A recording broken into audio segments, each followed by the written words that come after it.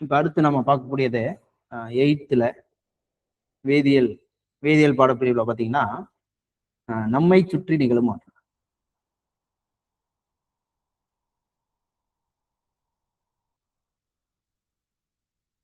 நம்மை சுற்றி நிகழும் மாற்றங்கள். ஓகேங்களா? இப்போ இந்த மாற்றங்கள் அப்படின்னா பொதுவாகவே நம்ம 2 வகையா பிரிக்கிறோம். ஒன்று வந்து பார்த்தீங்கன்னா இயற்பியல் மாற்றம். ஓகேங்களா? இந்த மாற்றங்களை இயற்பியல் மாற்றம் இன்னொன்று வந்து பார்த்தீங்கன்னா வேதியியல் மாற்றம் அப்படின்னு 2 வகையா பிரிக்கிறோம். வேதியியல் மாற்றம். ஓகேங்களா? அப்ப இயற்பியல் மாற்றம் அப்படின்னா என்ன அப்படின்னு பார்த்தீங்கன்னா இயற்பியல் மாற்றம் அதாவது உதாரணத்துக்கு பனிக்கட்டி உருகுதல் அப்படின்னு சொல்றோம் இல்லைங்களா? பனிக்கட்டி உருகுதல். அப்ப பனிக்கட்டி அப்படின்னா நம்ம நீர் மூலக்கூறு, நீர் வந்து திட நிலையில இருக்கும். அப்ப அந்த திடநிலை, அதாவது நீர் வந்து திட நிலையில இருக்குது. இது வந்து நீருங்கிறது நீர்ம நிலைக்கு மாறும்.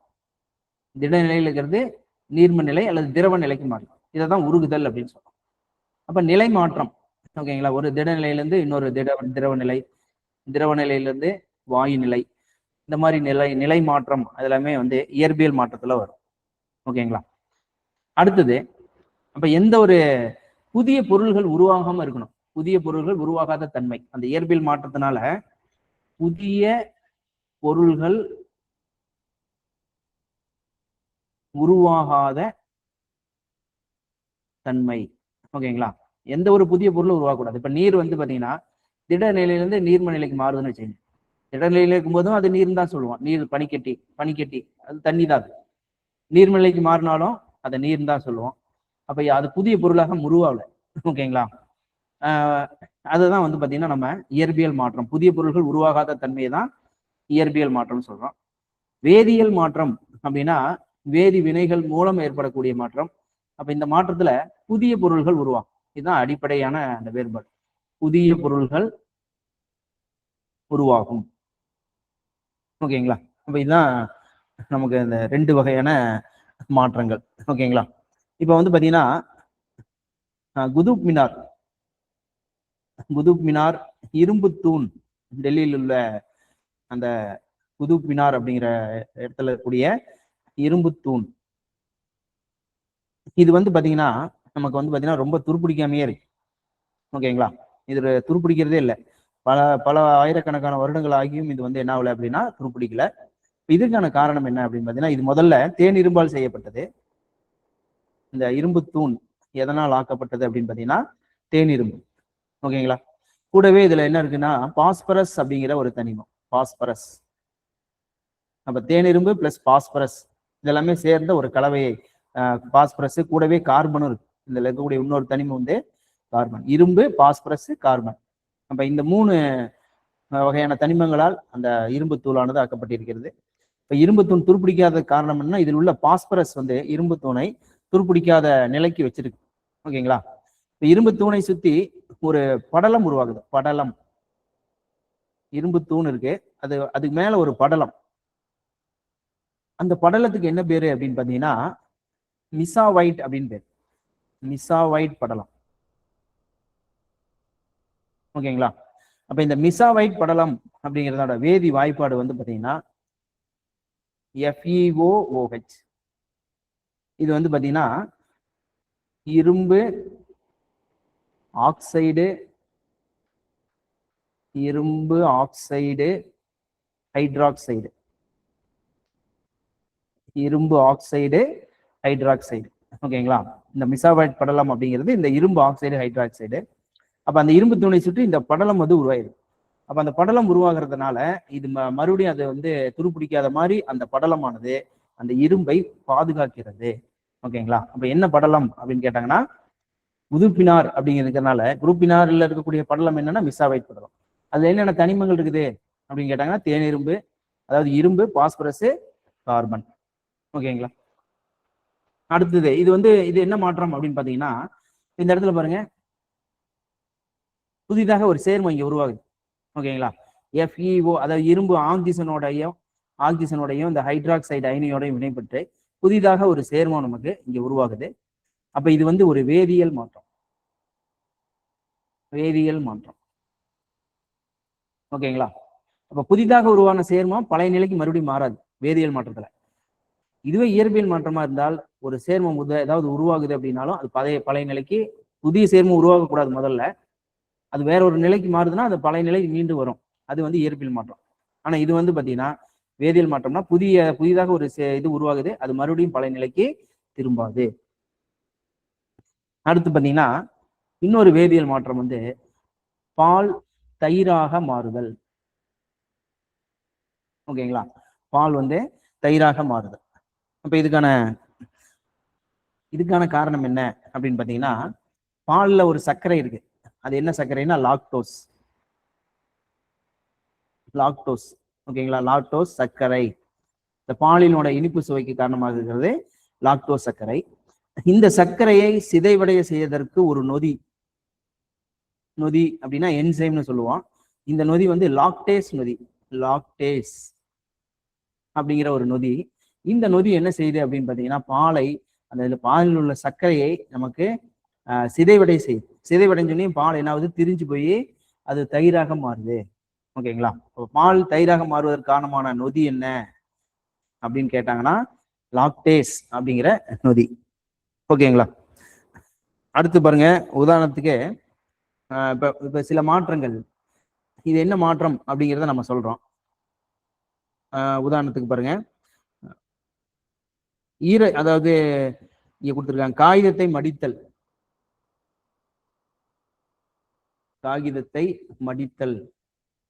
அப்ப காகிதத்தை மடிக்கிறோம் அப்படின்னா புதிய பொருள் எதுவும் உருவாகல, பழைய நிலைக்கு கொண்டு வந்துடுறோம். ஓகேங்களா? அப்ப இது வந்து பாத்தீங்கன்னா இயற்பியல் மாற்றம். அடுத்தது துணிகளை உலர்த்துதல். ஓகேங்களா? உலர்த்துதல் அப்படின்னா அதுல கூடிய ஈரப்பதம் போகும், அவ்வளவுதான். புதிய ஈரப்பதம் போயிடும், அவ்வளவுதான். அப்ப அது வந்து புதிய பொருள் எதுவும் உருவாகல. அப்ப இது ஒரு இயற்பியல் மாற்றம். ஓகேங்களா? இரும்பு கம்பியை வளைத்தல். ஓகேங்களா? கம்பியை வளைத்தல். இரும்பு கம்பியை வளைச்சோம்னா அது பழைய நிலைக்கு கொண்டு வந்துடலாம். அப்ப இதுவும் ஒரு இயற்பியல் மாற்றம். ஓகேங்களா? இதுவே காகிதத்தை எரித்தல். காகிதம் எரிதல்னு வச்சுக்கோங்க. காகிதம் எரிஞ்சிச்சுன்னா அது பழைய நிலைக்கு கொண்டு வர முடியாது. அது புதிய பொருள் ஒண்ணு உருவாகுது. காகிதம் எரியறதுனால புதிய பொருள் என்ன, சாம்பல் உருவாகுது. அப்ப இது வந்து பாத்தீங்கன்னா வேதியியல் மாற்றம்.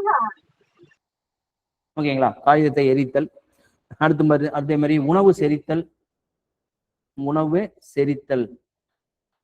ஓகேங்களா? உணவு செரித்தல். அப்ப இதுவும் வேதியியல் மாற்றம். உணவு செரிக்கும் பொழுது நமக்கு அது ஆற்றலாக மாறுது.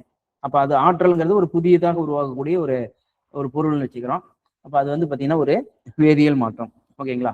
அப்ப பால் தயிராதல் ஒரு வேதியியல் மாற்றம். ஓகேங்களா? அடுத்து வந்து பாத்தீங்கன்னா காய்கறிகள் கெட்டு போதல்.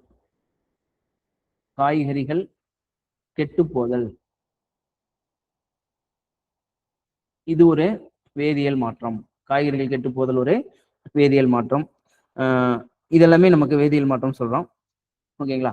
அப்ப இதுல இயற்பியல் மாற்றம்னா என்ன, வேதியியல் மாற்றம்னா என்ன அப்படிங்கிறத நம்ம ஜென்ரலா தெரிஞ்சுக்கிறோம். இதுல முதல்ல பார்க்கக்கூடியது வேதியியல் மாற்றம் தான் பார்க்குறோம். வேதியியல் மாற்றம்.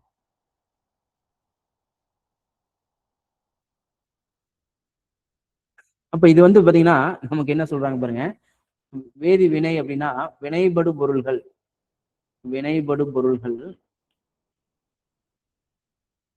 என்னவா மாறுது அப்படின்னா வினை விளை பொருளாக மாறுது.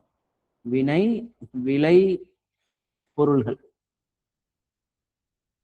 இப்ப உதாரணத்துக்கு ஏபி பிளஸ் பிசி அப்படின்னு வச்சுங்க, அல்லது சிடின்னு வச்சுங்க.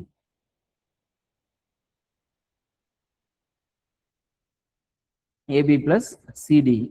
அப்ப என்ன ஆகும்னா ஏசி பிளஸ் பிடி அப்படிங்கிற ஒரு புது பொருள் உருவாகுது. அப்ப பாத்தீங்கன்னா ஏவுக்கும் பிக்கும் ஒரு பிணைப்பு இருக்கும், இதனோட இது சிக்கும் டிக்கும் ஒரு பிணைப்பு இருக்கும்.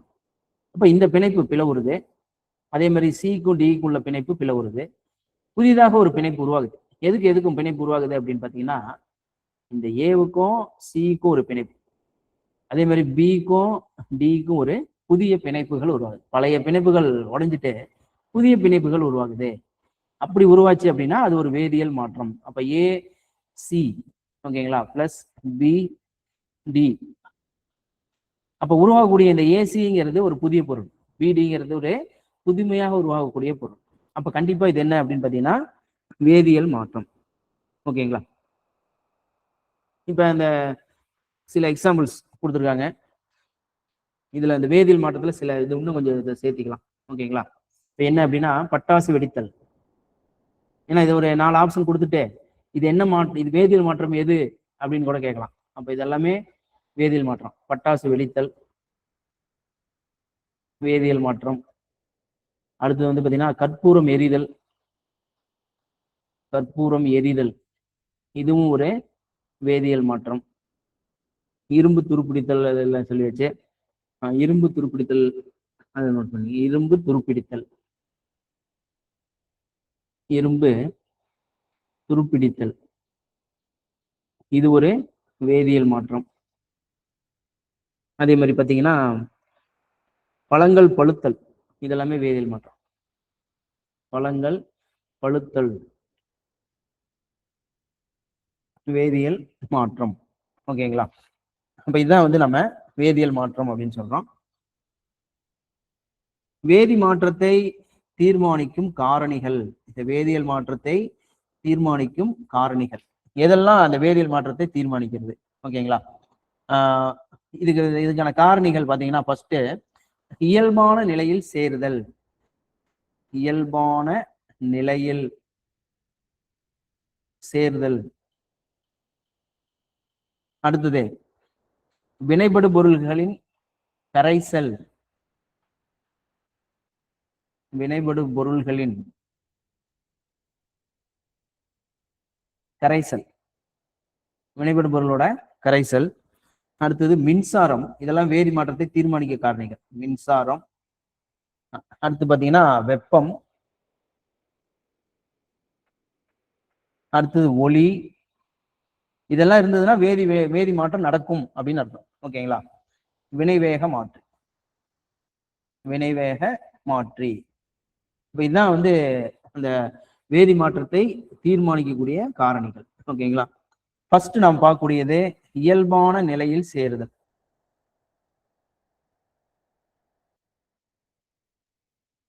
இயல்பான நிலையில் சேருதல். ஓகேங்களா. அப்ப இப்ப இங்க எக்ஸாம்பிள் என்ன சொல்லலாம் அப்படின்னு பாத்தீங்கன்னா ஒரு தீக்குச்சி எடுத்துக்கிறோம். இந்த தீக்குச்சி உரசும் பொழுது நமக்கு என்ன ஆகுது அப்படின்னு பாத்தீங்கன்னா எரிதல் அப்படிங்கிற ஒரு வினை நடக்குது. ஓகேங்களா. அப்ப இது வந்து பாத்தீங்கன்னா இது ஒரு இயல்பான நிலை. தீப்பெட்டி இருக்குன்னு வச்சுங்களேன். இது தீப்பெட்டி, இது தீக்குச்சி. இது ரெண்டு இயல்பான நிலையில தான் இருக்குது. இதனோட நிலையில எந்த மாற்றம் இல்லை. தீப்பெட்டி தீப்பெட்டியா தான் இருக்குது, தீக்குச்சி தீக்குச்சியாக தான் இருக்குது. அப்ப இது ரெண்டையும் உரசும் பொழுது சேருது. உரசுதல் அப்படின்னா இந்த இடத்துல சேருதல் அர்த்தம். அப்ப சேரும் பொழுது உராய்வின் காரணமாக இந்த தீக்குச்சி என்ன ஆகுதுன்னா அப்படியே எரியுது. ஓகேங்களா. தீக்குச்சி எரிகிறது. ஓகேங்களா. அப்ப இது வந்து பாத்தீங்கன்னா இயல்பான நிலையில சேருது. இது ஒண்ணு. அடுத்து வந்து பாத்தீங்கன்னா இரும்பு இருக்குன்னு வச்சுங்களேன். இது ஒரு இரும்பு. இந்த இரும்பு வந்து 3 விஷயங்களால துருப்பிடிக்குது. அதாவது இரும்பு துருப்பிடிக்கிறதுக்கு 3 இது தேவைப்படுது. ஈரக்காற்று, ஆக்சிஜன், நீர். இந்த 3மே வேணும். இரும்பு துருப்பிடிக்கிறதுக்கு இந்த 3மே வேணும். ஓகேங்களா. அப்ப அந்த இரும்பு துருப்பிடித்தல் வினையை கூட நம்ம இந்த மாதிரி எழுதலாம். Fe+O2 + XH2O. ஓகேங்களா. அப்ப இது என்னவா மாறுது அப்படின்னு பாத்தீங்கன்னா Fe2O3 + XH2O. ஓகேங்களா. அப்ப இதுதான் நம்ம என்ன சொல்றோம் அப்படின்னு பாத்தீங்கன்னா துருவு அப்படின்னு சொல்றோம். துருவோட வேதியியல் ஃபார்முலா Fe2O3 XH2O தான் துருவுன்னு சொல்றோம். அப்ப இது இந்த இடத்துல இது வந்து O2 அப்படின்னு சொல்றோம் இல்லைங்களா. இதுதான் ஆக்சிஜன், இது நீர். அப்ப இது வந்து பாத்தீங்கன்னா ஈரக்காற்றோட வினைபுரியுது. எல்லாமே ஈரக்காற்று. ஓகேங்களா. அப்படி வினைபுரியும் பொழுது என்ன உருவாகுது அப்படின்னு பாத்தீங்கன்னா துருவானது உருவாகுது. ஓகேங்களா. அப்ப இது இயல்பான நிலையில சேருது. ஆக்சிஜன் இயல்பான நிலையில் இருக்குது, இரும்பு இயல்பான நிலையில் இருக்குது. அப்ப அது ரெண்டு சேருது. கூடவே வந்து H2O ஈரப்பதம் அல்லது ஈரக்காற்று இதெல்லாம் இங்க சேரும் பொழுது ஒரு துருப்பிடித்தல் அப்படிங்கிற அந்த வேதி மாற்றம் நிகழ்கிறது. ஓகேங்களா. அப்ப நம்ம வினைபடு பொருள்கள் அதனோட இயல்பான நிலையிலேயே வினைபுரியுது. ஓகேங்களா. திண்ம நிலையிலேயே வினைபுரியுது. ஓகேங்களா. இரும்பு பாருங்க திண்மமா தான் இருக்கு, துருப்பிடிச்சாலும் அது திண்மமா தான் இருக்கு. ஓகேங்களா.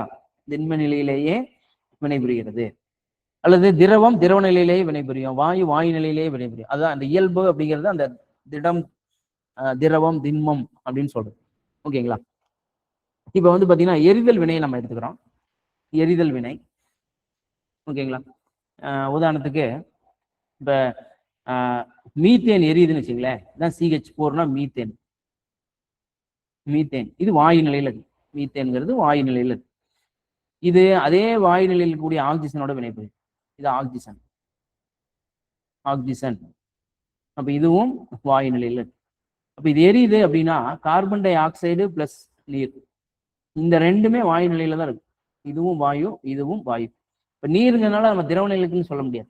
ஏன்னா இந்த இடத்துல நீருங்கிறது எப்படி இருக்குன்னா வாயு நிலையில தான் இருக்கு, நீராவியாக இருக்கிறது. ஓகேங்களா. அப்ப இது ஒரு மீத்தேன் ஆக்சிஜனோட எரியும் பொழுது கார்பன் டை ஆக்சைடு மற்றும் நீராவி, இடத்துல நீருங்கிறது வாயு நிலையில் இருக்குது, நீராவின்னு சொல்றோம். அப்ப இந்த மாதிரி உருவாகுது அப்படின்னா அந்த வினையை நம்ம என்ன சொல்லுவோம், எரிதல் வினை அப்படின்னு சொல்றோம். இந்த வினை எரிதல் வினை. அப்ப இது எதுக்கு எடுத்துக்காட்டு அப்படின்னு கேட்டாங்கன்னா இயல்பான நிலையில் சேருதலுக்கு எடுத்துக்காட்டு. இப்ப கொஸ்டின் எப்படி கேட்கலாம், இயல்பான நிலையில் சேருதலுக்கு எடுத்துக்காட்டு என்ன? 3 எடுத்துக்காட்டு பார்த்திருக்கோம். தீக்குச்சி உரசுதல், அதாவது தீக்குச்சி எரிதல். அடுத்தது இரும்பு துருப்பிடித்தல். அடுத்தது எரிதல் வினை. மீத்தேன் இங்க எரியுதா, இதே ஒரு திடப்பொருள் எரியுதுன்னு வச்சுங்களேன். ஒரு விறகு எடுத்துக்கிறீங்க, அல்லது ஒரு மரக்கட்டை எடுத்துக்கிறோம். மரக்கட்டை இது எரியுதுன்னு வச்சுங்களேன். அது ஆக்சிஜனோட சேர்ந்துதான் எரியும். எரிதலுக்கு துணை புரியக்கூடிய வாயு வந்து ஆக்சிஜன் தான். ஆக்சிஜன் இல்லைன்னா அது எரியாது. ஓகேங்களா. அப்ப என்ன உருவாக்குது அப்படின்னு பாத்தீங்கன்னா நமக்கு சாம்பல்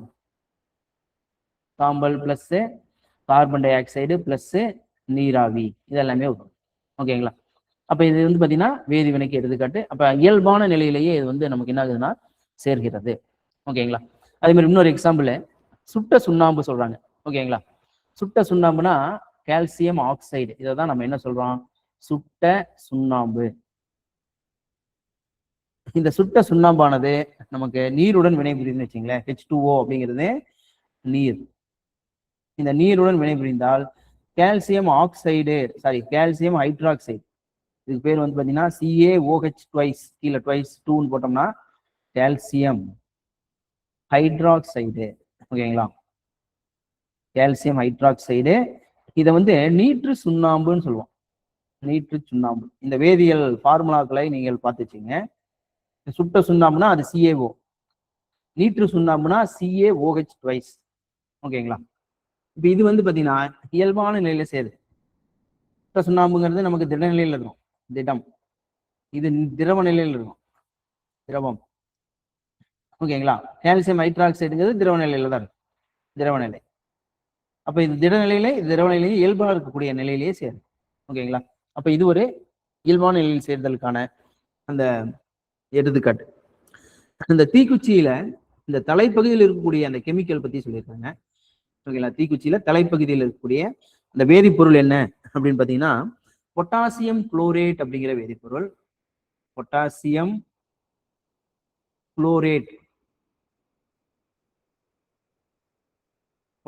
குளோரேட்டு பிளஸ் அதுல இன்னொரு வேதிப்பொருள் இருக்குது. ஓகேங்களா. ஆன்டிமனி ட்ரைசல்ஃபைடு.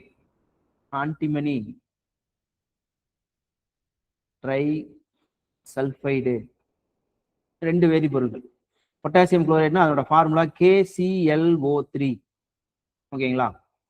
ஆன்டிமனி ட்ரைசல்ஃபைடு அப்படின்னா Sb2S3. Sbனா ஆன்டிமனி, Sb2S3னா நமக்கு ஆன்டிமனி ட்ரைசல்ஃபைடு. ஓகேங்களா. அப்ப இது வந்து தீக்குச்சியில் இருக்கக்கூடிய வேதிப்பொருள். இந்த தீப்பெட்டியில சைடுல இருக்கக்கூடிய தனிமம் என்ன? தீப்பெட்டின்னு வச்சுங்களேன், இந்த சைடுல எப்படி இருக்கும் இல்லைங்களா, ஒரு மாதிரி பிரவுன் கலரா இருக்கும். சைடில் பார்த்தீங்கன்னா 2 சைடும் ப்ரௌன் கலராக இருக்கு இப்படி. ஓகேங்களா? அப்போ இது என்ன அப்படின்னு பார்த்தீங்கன்னா ரெட் பாஸ்பரஸ், அதாவது சிவப்பு பாஸ்பரஸ். சிவப்பு பாஸ்பரஸ் இதில் இருக்கக்கூடியது. அப்ப இதுதான் நம்ம என்ன சொல்றோம், இயல்பான நிலையில் சேருதல் அப்படின்னு சொல்றோம். இந்த இடத்துல ஒரு சின்ன சோதனை. இப்போ இந்த இடத்துல ஒரு டெஸ்ட் டியூப் எடுத்துக்கிறீங்க, சோதனை குழாய். இதுல நீர் எடுத்துக்கிறீங்க. ஓகேங்களா? இதுல இரும்பு ஆணியை உள்ள போடுறோம். இரும்பு ஆணி. ஓகேங்களா? இதே இதுல தேங்காய் எண்ணெய் எடுத்துக்கிறோம், இரும்பு ஆணியை உள்ள போடுறோம். இப்போ இது வந்து நீர், இது தேங்காய் எண்ணெய்.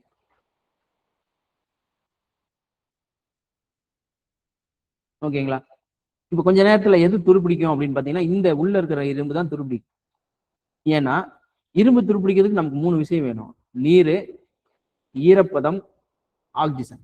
இந்த 3மே இங்க இருக்குது. இது ஓப்பனா இருக்குன்னு வச்சுங்க, திறந்த நிலையில இருக்குது. அப்ப காற்று வந்து இதுல படும். ஓகேங்களா? அப்ப ஆக்சிஜன் வந்து படுது, காற்று படுது. ஓகேங்களா? நீருக்குள்ளேயே இருக்கிறதுனால ஈரமான காற்று, ஈரப்பதம் எல்லாமே இது சேருது. அப்ப இரும்பு துருப்பிடிக்க தேவையான 3மே இங்க நடக்குது. அதனால இந்த இரும்பு என்ன ஆகும் அப்படின்னு பாத்தீங்கன்னா எளிதில் துருப்பிடித்து விடும். அடுத்தது இதுல பாத்தீங்கன்னா அடுத்த காரணி வினைபடு பொருள்களின் கரைசல். இப்ப இது பார்த்துட்டோம். அடுத்தது இது பார்க்க போறோம், வினைபடு பொருள்களின் கரைசல். இந்த வினைபடு பொருள்களின் கரைசல், அதாவது வினைபடு பொருள்களின்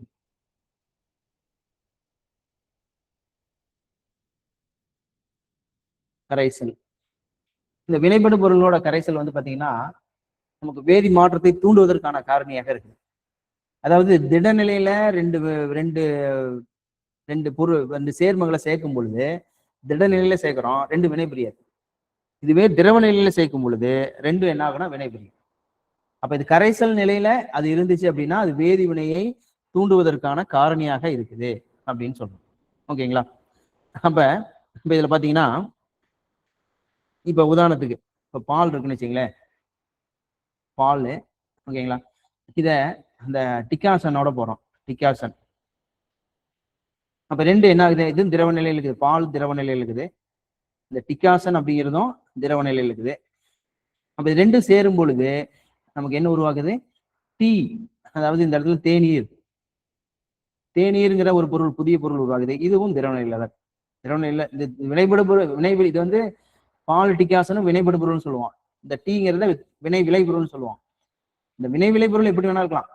ஓகேங்களா? 2 திரவத்தை சேர்த்தா திரவம் தான் வரும்னு சொல்ல முடியாது, திட நிலையில கூட அது வரும்.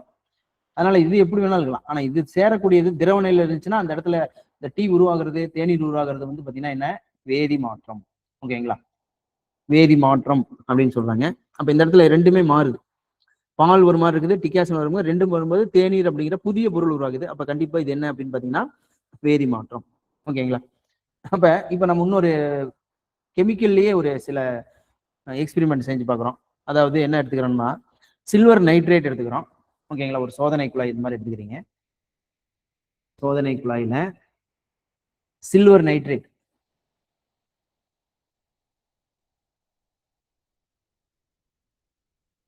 ஓகேங்களா? அதாவது சில்வர் நைட்ரேட் இந்த மாதிரி ஒரு சாம்பல் நிலத்துல இருந்துச்சு, சில்வர் நைட்ரேட். ஓகேங்களா? அடுத்தது சோடியம் குளோரைடு. சோடியம் குளோரைடு அப்படிங்கிறது சாதாரண உப்பு தான். ஓகேங்களா? அப்ப இது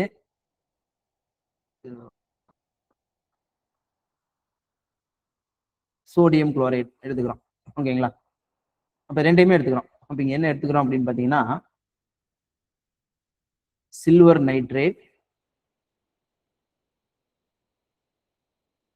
சில்வர் நைட்ரேட்டு. இது வந்து பாத்தீங்கன்னா சோடியம் குளோரைடு, சோடியம் குளோரைடு. இது 2மே திடநிலையில எடுத்துக்கிறோம். அப்ப திடநிலையில எடுத்துட்டோம்னா அது அப்படியே தான் இருக்கும், ஒன்றும் ஒரு வினையும் நடக்காது. இப்ப தனித்தனி சோதனை குழாய் எடுத்துக்கிறோம், தனித்தனி சோதனை குழாய். ஓகேங்களா? அப்ப இதுல என்ன எடுத்துக்கிறோம் அப்படின்னு பாத்தீங்கன்னா சில்வர் நைட்ரேட் கரைசல். ஓகேங்களா? இந்த சில்வர் நைட்ரேட் இதை திரவ நிலைக்கு மாத்தி, அதாவது அந்த உப்பை எடுத்து தண்ணியில கரைச்சிடும், அவ்வளவுதான். சில்வர் நைட்ரேட்டுங்கிற சேர்மத்தை தண்ணியில கரைச்சிடும். ஓகேங்களா? அடுத்து சோடியம் குளோரைடுன்னு வச்சுங்களேன், சோடியம் குளோரைடு. இது வந்து சோடியம் குளோரைடு. சாதாரண உப்பு தான். அப்ப இது ரெண்டையுமே என்ன செய்யறோம் அப்படின்னு பாத்தீங்கன்னா திரவ நிலையில இருக்கு. அப்ப இதுவும் திரவம், இதுவும் திரவம். அப்ப இது வந்து பாத்தீங்கன்னா சில்வர் நைட்ரேட் கரைசல், சில்வர் நைட்ரேட் கரைசல். இதுவும் சில்வர் நைட்ரேட், சாரி அந்த சோடியம் குளோரைடு கரைசல்.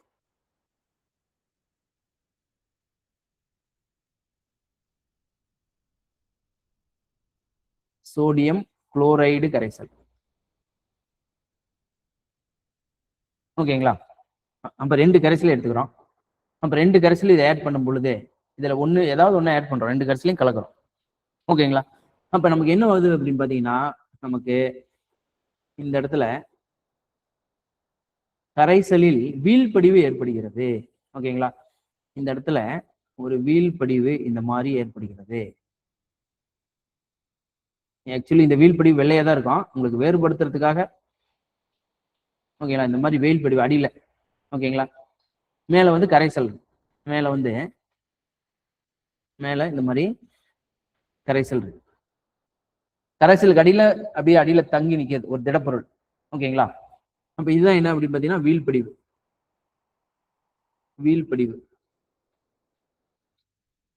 அப்ப இந்த இடத்துல பாருங்க ஒரு வேதிவினை நடந்திருக்கு. அப்ப சில்வர் நைட்ரேட்டு, சோடியம் குளோரைடு ரெண்டையுமே திரவ நிலையில சேர்க்கும் பொழுது ஒரு வீழ்படிவு உருவாகி, வீழ்படிவுங்கிறது இந்த இடத்துல உருவாக்கக்கூடிய புதிய பொருள். அப்ப அந்த இடத்துல ஒரு வேதிவினை நடந்திருக்கு.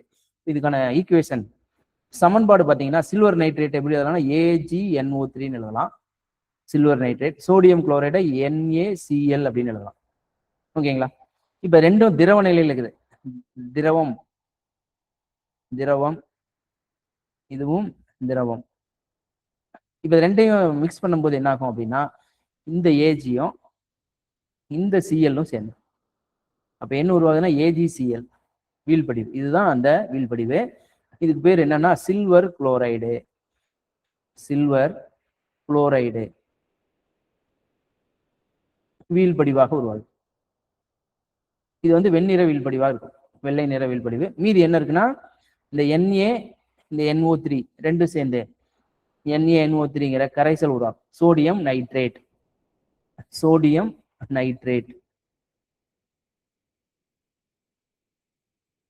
ஓகேங்களா? மேல இருக்கக்கூடியது என்னது அப்படின்னா இது AgCl, இது வந்து NaNO3 கரைசல். அப்ப ரெண்டுமே உருவாகக்கூடிய பொருள் புதிய பொருளாக இருக்கு. ஓகேங்களா? அப்ப இதுதான் நீங்க என்ன சொல்றோம், வேதி மாற்றம். இது ஒரு வேதி மாற்றம் தான்.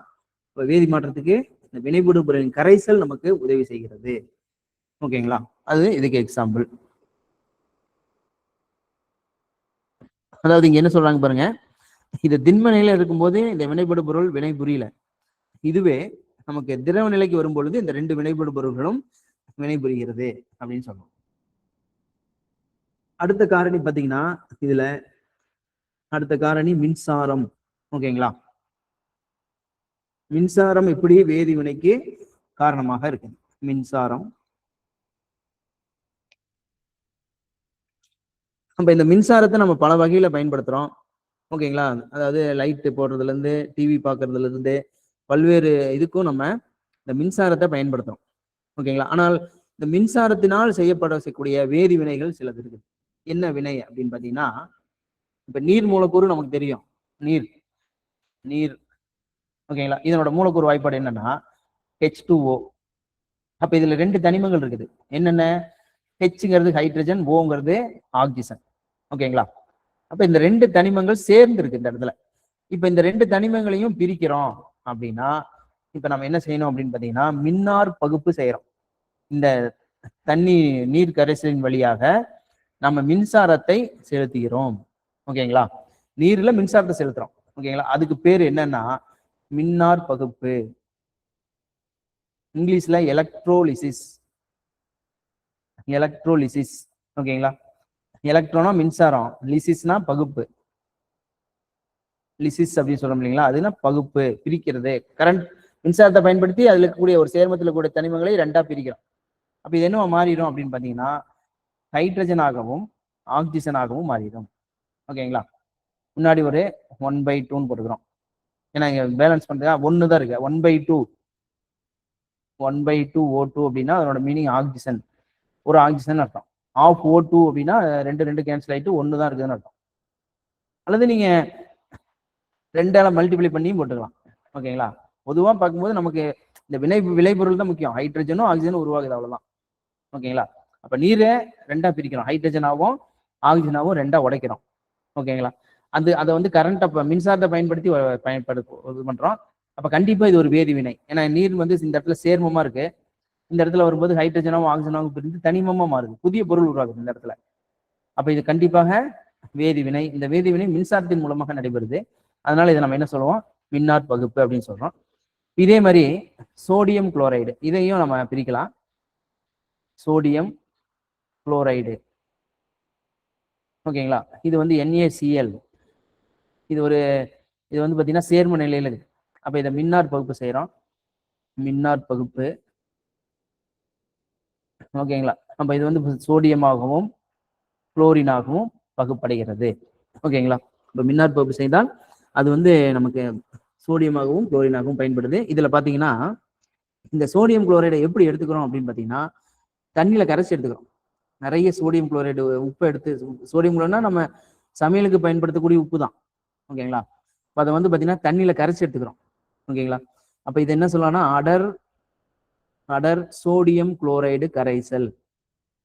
சோடியம் குளோரைடு கரைசல். இதை வந்து பிரைன் கரைசல் அப்படின்னு சொல்றோம். பிரைன், இந்த அடல் சோடியம் குளோரைடு கரைசலை தான் பிரைன் அப்படின்னு சொல்றோம். பிரைன் தான் சொல்றோம். இந்த கரைசலை தான் நம்ம என்ன சொல்றோம்? பிரைன் அப்படின்னு சொல்றோம். BRINE, பிரைன் சொல்யூஷன் அப்படின்னு சொல்லலாம். ஓகேங்களா? அடர் சோடியம் குளோரைடு கரைசலை தான் பிரைன் சொல்யூஷன் அப்படின்னு சொல்றோம். இது கேட்பதற்கு வாய்ப்புகள் இருக்கு. ஓகேங்களா? இது வழியா தான் நம்ம மின்சாரத்தை செலுத்துறோம். இந்த அடர் சோடியம் குளோரைடு கரைசல் வழியாக தான் மின்சாரத்தை செலுத்துறோம்.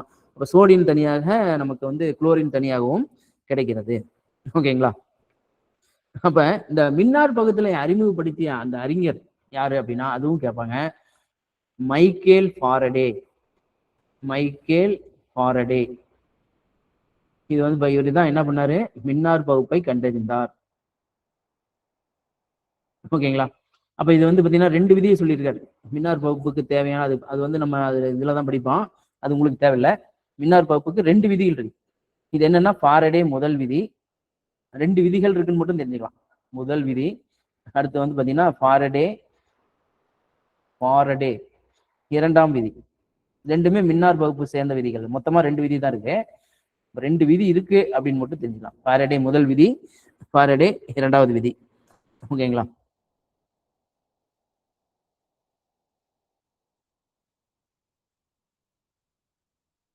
அடுத்தது பாருங்க, வேதி வினைகள்ல 2 வகை இருக்கு. அடுத்து வந்து நம்ம பார்க்கக்கூடியது வந்து பாத்தீங்கன்னா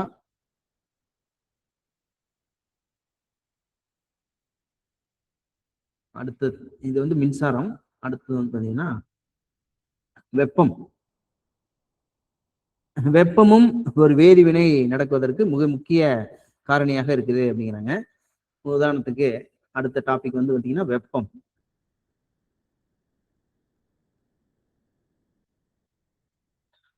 இப்ப வெப்பம் அப்படிங்கும்போது ஒரு சில வேதிவினைகள் நடந்ததுன்னா வெப்பமானது உமிழப்படும். வெப்பம் அதுல இருந்து வெளியில வரும். ஓகேங்களா? அப்ப அந்த வினைகளை நம்ம என்ன சொல்லலாம்னா வெப்ப உமிழ் வினைகள். வெப்ப உமிழ் வினைகள். ஒரு சில வேதிவினைகள் நடந்ததுன்னா வெப்பமானது உமிழப்படுது. வெப்ப உமிழ் வினைகள். அந்த வேதிவினையோட சேர்ந்து வெப்பமும் வெளியில வரும். ஓகேங்களா? ஒரு சில வேதிவினைகள் நடக்கிறதுக்கு வெப்பம் தேவைப்படுது. வெப்ப செலுத்தினால்தான் அந்த வேதிவினை நடக்கும். அந்த மாதிரியான வினைகள் வந்து வெப்ப கொள்வினைகள். வெப்ப கொள்வினைகள். இப்ப இந்த நம்ம இதைதான் இப்ப பார்க்க போறோம். அந்த வேதிவினை நடக்கிறதுக்கு வெப்பம் தேவைப்படுது இல்லைங்களா? அப்ப அந்த வெப்பம் தேவைப்படக்கூடிய வினைகள், அதைதான் நம்ம என்ன சொல்றோம்? வெப்பம் கொள்வினைகள் அப்படின்னு சொல்றோம். ஓகேங்களா? இப்ப நம்ம லெட் நைட்ரேட் எடுத்துக்கிறோம். லெட் நைட்ரேட் உப்பு. இது வந்து வந்தீங்கன்னா உப்பு. இந்த உப்பை வந்து இந்த மாதிரி ஒரு மெழுகுபத்தி சுடர்னு வச்சுங்க. ஓகேங்களா. இந்த இடத்துல ஒரு இந்த மாதிரி இதுல லெட் நைட்ரேட் உப்பை எடுத்துக்கிட்டு போய் இந்த சுடர்ல காட்டுறோம். ஓகேங்களா. சுடர்ல காட்டும் பொழுது வெப்பம் அந்த இடத்துல சுடருங்கும் போது அந்த வெப்பம் உருவாகுது. அப்படி உருவாகும் போது என்ன நடக்குது அப்படின்னு சொல்றாங்க. அப்ப என்ன ஆகும் அப்படின்னு பாத்தீங்கன்னா, சுடர்ல காட்டும் போது இந்த லெட் நைட்ரேட் உப்பு படபடவென வெடிக்கும். படபடன்னு வெடிக்கும். ஓகேங்களா. உப்பை நெருப்புல காட்டினா படபடன்னு வெடிக்குது இந்த லெட் நைட்ரேட்டு. அதுக்கான காரணம் அது கூடவே வந்து பாத்தீங்கன்னா செம்பிழுப்பு நிற வாயு வெளிவரும். இதுல இருந்து செம்பழுப்பு நிற வாயு வெளிவரும். அது என்ன வாயு அப்படின்னு பாத்தீங்கன்னா nitrogen di oxide, NO2 nitrogen di oxide அப்படிங்கிற வாயு வெளிவரும். அப்ப இது வந்து வெப்பத்தினாலதான் இந்த வினை நடக்கிறது. அப்ப வெப்பமும் வேதி வினைக்கான ஒரு காரணியாக இருக்கு. அதாவது லெட் நைட்ரேட் PbNO3 ட்வைஸ், இதுதான் என்ன சொல்லுவோம், லெட் நைட்ரேட். லெட் நைட்ரேட் இதை வந்து வெப்பப்படுத்துறோம். வெப்பப்படுத்துறதுக்கு இந்த முக்கோணம் மாதிரி ஒரு சிம்பிள் போடுவோம், உங்களுக்கு தெரியும் நினைக்கிறேன். இந்த முக்கோணம், இது அம்புக்குறிக்கு மேல முக்கோணம் போட்டோம்னா வெப்பப்படுத்துறோம்னு அர்த்தம். ஓகேங்களா. அப்ப இது என்னவாக மாறுது அப்படின்னா let oxide PbO NO2 plus O2. ஓகேங்களா. அப்ப இது let oxide, let oxide, nitrogen di oxide,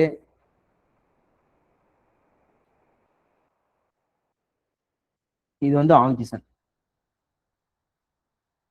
oxygen. இப்ப இந்த நைட்ரஜன் டை ஆக்சைடு தான் வந்து இந்த செம்பழுப்பு நிற வாயுவுக்கு காரணமாக இருக்குது. இது கேட்பாங்க, செம்பழுப்பு நிற வாயு எது அப்படின்னா நைட்ரஜன் டை ஆக்சைடு. ஓகேங்களா.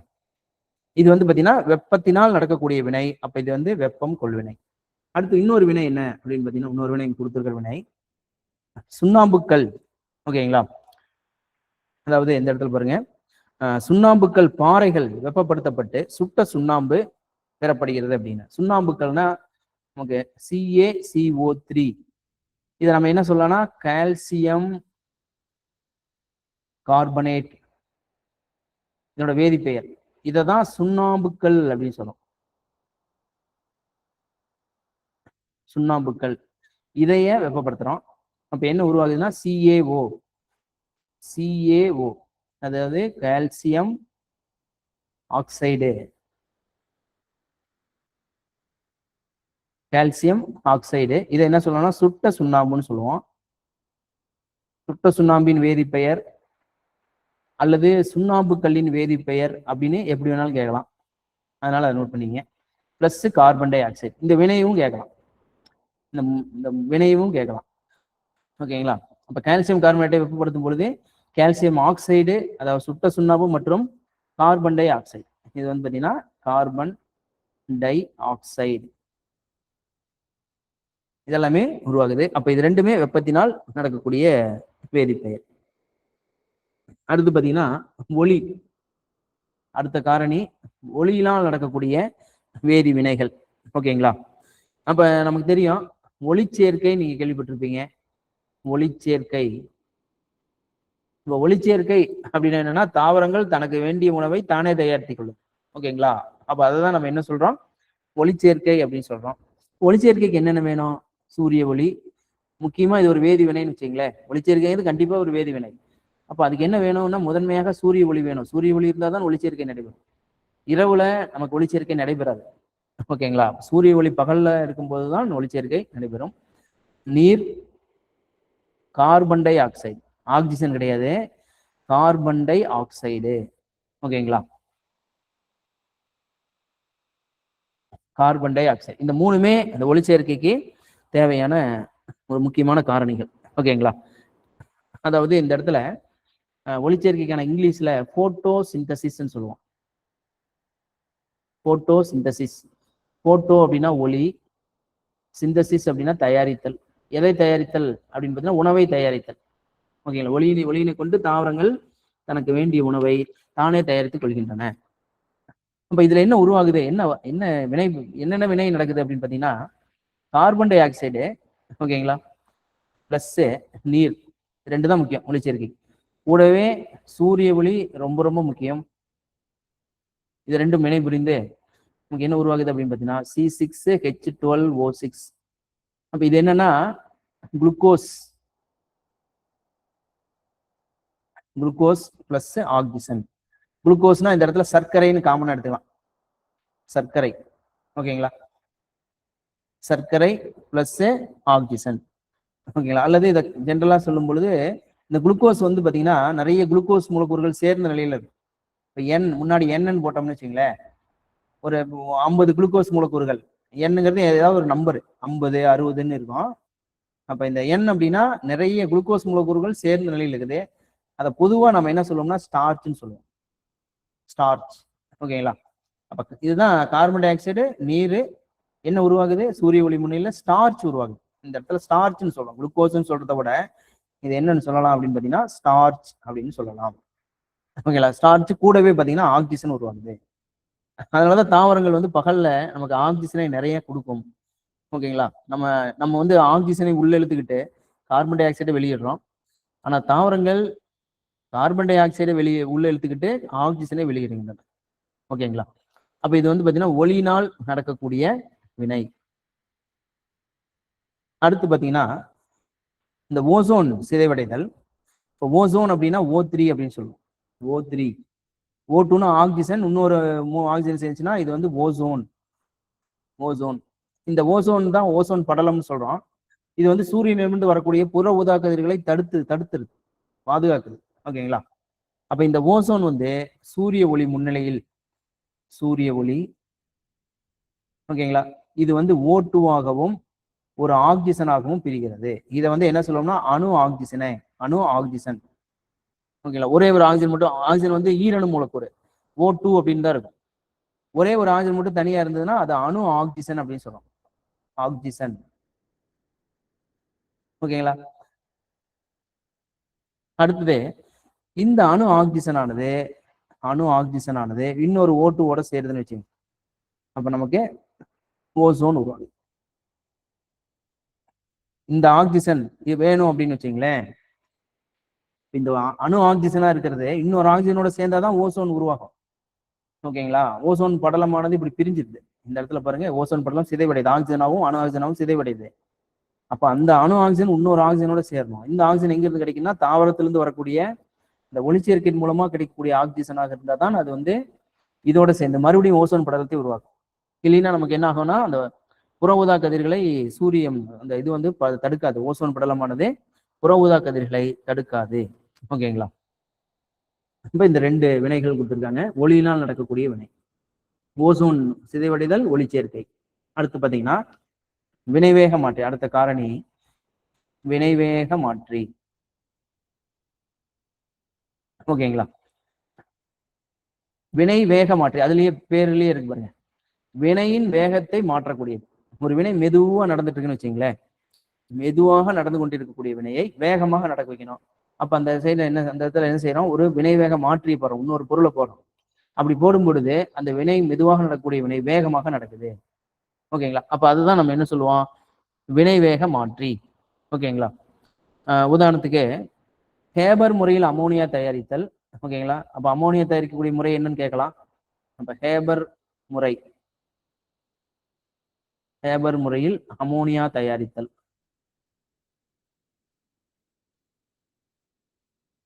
இதுல வந்து பாத்தீங்கன்னா இரும்பு வினைவேக மாற்று. இந்த இரும்பு ஹேபர் முறையில் அமோனியா தயாரித்தல் என்ன வினைவேக மாற்றுனா இரும்பு வினைவேக மாற்று. அப்ப அமோனியா தயாரிக்கக்கூடிய வினை வந்து பாத்தீங்கன்னா nitrogen plus hydrogen 3 hydrogen 2NH3. ஓகேங்களா, இது நைட்ரஜன் ஹைட்ரஜன் அமோனியா. இந்த இடத்துல என்ன வினைவேக மாற்றுனா Fe அப்படிங்கிற இரும்பு தான் வினைவேக மாற்றியாக செயல்படுது. ஓகேங்களா, அடுத்து வந்து பாத்தீங்கன்னா இந்த டால்டா தயாரித்தலில். ஓகேங்களா, டால்டானா வனஸ்பதின்னு சொல்லுவோம், வனஸ்பதி. இதுக்கு வந்து பாத்தீங்கன்னா நன்கு தூளாக்கப்பட்ட நிக்கல், நன்கு தூளாக்கப்பட்ட நிக்கல் வினைவேக மாற்றியாக பயன்படுகிறது வனஸ்பதி தயாரித்தலில். ஓகேங்களா, அதே மாதிரி தொடுமுறையில் சல்பூரிக் அமிலம் தயாரித்தல். ஓகேங்களா, தொடுமுறையில் சல்பியூரிக் அமிலம் தயாரித்தல்.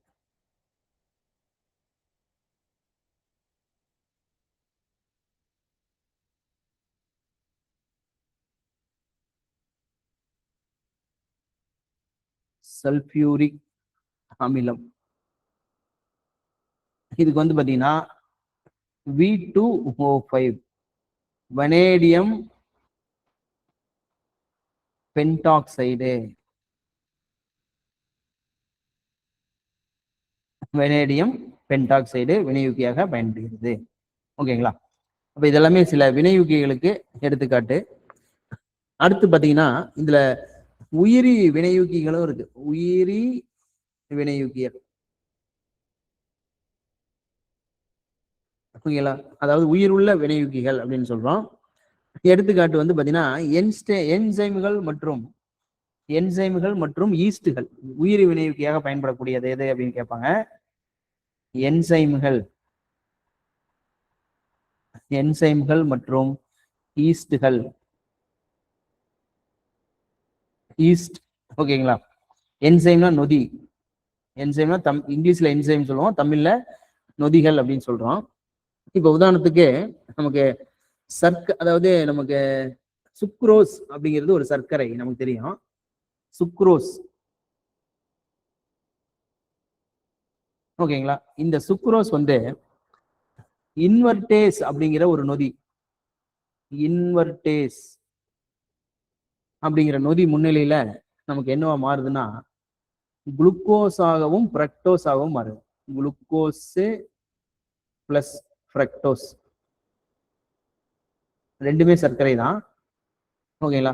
சுக்ரோஸ் ஆனது குளுக்கோஸாகவும் ஃப்ரக்டோஸாகவும் வருது. என்ன நொதின்னு கேட்பாங்க? இன்வெர்டேஸ் நொதி. ஓகேங்களா? மறுபடியும் இந்த குளுக்கோஸ் அல்லது ஃப்ரக்டோஸ், இதுல குளுக்கோஸ்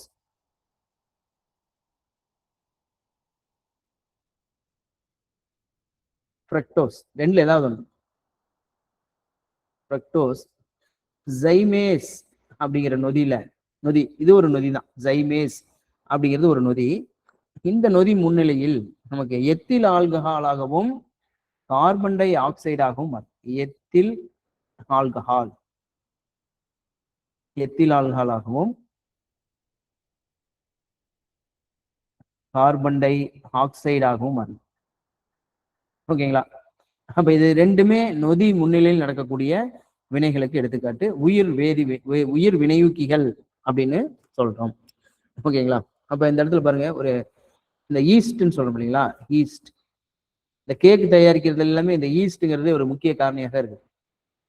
ஒரு கோதுமை மாவு வாங்கி அதை ஈஸ்ட்டை சேர்த்து, கோதுமை மாவோ அல்லது மைதா மாவோ ஏதோ ஒரு மாவை வாங்கி ஈஸ்ட்டை சேர்த்து நல்லா தண்ணி சேர்த்து நல்லா பிசைஞ்சு ஒரு பாத்திரத்துல மூடி வச்சிட்டோம் அப்படின்னா சில மணி நேரங்கள் வெயில்ல வச்சுட்டு சில மணி நேரங்கள் கழித்து பார்க்கும் பொழுது நமக்கு என்ன ஆகும் அப்படின்னு பாத்தீங்கன்னா இந்த ஈஸ்ட் ஆனது அந்த மாவை மென்மையாக மாத்திரும். எதனால மென்மையாக மாத்துனா இது வெறும் வேதியியல் வினைக்கு உட்பட்டு கார்பன் டை ஆக்சைடு உருவாக்கும். CO2னா கார்பன் டை ஆக்சைடு. அப்ப இந்த கார்பன் டை ஆக்சைடு அந்த மைதா மாவு இருக்குன்னு வச்சுங்க, இதுதான் மைதா மாவு இப்படி இருக்குன்னு வச்சுங்க. இப்ப இதனோட கார்பன் டை ஆக்சைடு வாயு அப்படியே இது அப்படியே சின்ன சின்ன துளைகளை ஏற்படுத்தும். இந்த மைதா மாவுல நமக்கு சின்ன சின்ன துளைகளை ஏற்படுத்திடும். ஓகேங்களா? அப்படி துளைகளை ஏற்படுத்தும் போது இந்த இது வந்து பாத்தீங்கன்னா சாஃப்டா மென்மையாக மாறி விடுகிறது. இதுல இருந்தா நம்ம கேக்கு, பிரெட் இதெல்லாமே தயாரிக்கிறாங்க. ஓகேங்களா? இதுல பாருங்க அடுத்தது. அப்ப இந்த காரணிகள் எல்லாமே பார்த்துருவோம். என்னென்ன காரணிகள் அப்படின்னு பாத்தீங்கன்னா ஒளி பார்த்தாச்சு, வினைவேக மாற்றி பார்த்தாச்சு. ஓகேங்களா? அப்ப ஒரு வேதி வினை நடக்கிறதுக்கு இதெல்லாமே இயல்பான நிலையில் சேர்தல், வினைப்படுபவர்களின் கரைசல், மின்சாரம், வெப்பம், ஒளி, வினைவேக மாற்றி இதெல்லாமே தேவைப்படுகிறது. அடுத்து பாத்தீங்கன்னா இந்த வேதி வினைகளோட உயிரியல் விளைவுகள். ஓகேங்களா? வேதி வினைகளின் உயிரியல் விளைவுகள்.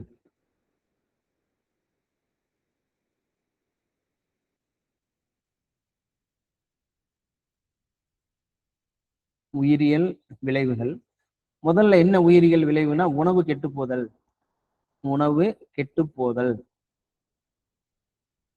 ஓகேங்களா? உணவு கெட்டுப்போதல் அப்படின்னா நம்ம உணவை வச்சிருக்கோம் அப்படின்னா அது வந்து பாத்தீங்கன்னா கெட்டு போயிருது. ஓகேங்களா? அதுக்கான காரணம் என்ன அப்படின்னு பாத்தீங்கன்னா, அதுல வந்து என்சைம் அப்படிங்கிற நொதி செயல்படுகிறது. என்சைம் அப்படிங்கிற நொதியின் மூலமாக உணவானது கெட்டு போகுது. அப்ப உணவு கெட்டு போகுதுன்னா அது என்ன வினை அப்படின்னா ஆக்சிஜனேற்ற வினை. இது வந்து நோட் பண்ணிக்கங்க. உணவு கெட்டு போதல் அப்படிங்கிறது ஆக்சிஜனேற்ற வினை, ஆக்சிடேஷன். ஓகேங்களா? அது வந்து கூடவே அது சிதைவடைதல் வினையாகவும் இருக்கு. ஓகேங்களா? உணவுப் பொருள் வந்து சிதைவடையுது, டீகம்போஸ் ஆகுது. அப்ப இது சிதைவடைதல் வினையாகவும் இருக்குது. ஓகேங்களா? உதாரணத்துக்கு இந்த உணவு கெட்டு போச்சுன்னா நமக்கு என்னென்ன விளைவுகள் ஏற்படணுமோ அதுல இருந்து துர்நாற்றம், நிறமாற்றம், இந்த உணவோட ஊட்டச்சத்துக்கள் இழத்தல் இதெல்லாமே நடக்குது. ஓகேங்களா? அப்ப துர்நாற்றம், உணவு கெட்டு போதல் விளைவுகள் என்னன்னா துர்நாற்றம், நிறமாற்றம், ஊட்டச்சத்து இழப்பு. இந்த உணவோட ஊட்டச்சத்துக்கள் இழக்கப்படும். ஓகேங்களா? இப்ப இதையும் கேட்கலாம். உணவு கெட்டு போதலின் விளைவுகள். ஓகேங்களா? துர்நாற்றம், நிறமாற்றம், ஊட்டச்சத்து இழப்பு. அல்லது இதுல இன்னொரு ஆப்ஷன் கொடுத்துறாங்கன்னு வச்சுங்களேன், சுவை அதிகரித்தல் அப்படின்னு கொடுத்துறாங்கன்னு வச்சுங்க. இப்ப பின்வருவற்றில் எது நமக்கு உணவு கெட்டு போதலால் நடக்கக்கூடிய மாற்றம் அல்ல அப்படின்னு கேட்டாங்கன்னா, சுவை அதிகரித்தல் மாற்றம் அல்ல அப்படின்னு கேட்கலாம். ஓகேங்களா? அப்ப என்ன உணவு கெட்டு போதெல்லாம் என்னென்ன இருந்தா அது உணவு கெட்டு போகுதுங்கிறத நம்ம தெரிஞ்சு வச்சுக்கணும். உதாரணம் கொடுத்துருக்காங்க பாருங்க. உதாரணம் வந்து முட்டைகள் அழுகும் பொழுது வெளிவரக்கூடிய வாயு. ஓகேங்களா? முட்டை அழுகும் பொழுது வெளிவரக்கூடிய வாயு ஹைட்ரஜன் சல்பைடு வாயு. ஹைட்ரஜன் சல்பைடு வாயு. இதனோட வேதி வாய்ப்பாடு H2S. ஓகேங்களா? இந்த கொஸ்டினை இது ஒரு கொஸ்டின். இந்த கொஸ்டினை எப்படி கேட்கலாம்னா முட்டை அழுகும் போது வெளிவரக்கூடிய வாயு என்னன்னு கேட்கலாம். அப்ப ஹைட்ரஜன் சல்பைடு வாயுன்னு நம்ம சொல்லிடுவோம். இதே கொஸ்டின் ரிவர்ஸாவும் கேட்கலாம். அழுகிய முட்டையின் மனமுடைய வாயு இதுன்னு கேட்கலாம். அழுகிய முட்டையின் மனமுடைய வாயு அப்படியே ரிவர்ஸ்ல கேட்கலாம். அப்ப என்னது? அது வந்து ஹைட்ரஜன் சல்பைடு தான். ஓகேங்களா? அப்ப ரெண்டுமே ஆன்சர் ஒண்ணுதான். ஆனா கொஸ்டினை இப்படி இந்த டைரக்ஷன்லயும் கேட்கலாம், இந்த டைரக்ஷன்லயும் கேட்கலாம். அப்ப எப்படி கேட்டாலும் ஹைட்ரஜன் சல்பைடுங்கிறத நம்ம ஞாபகம் வச்சுக்க போறோம்.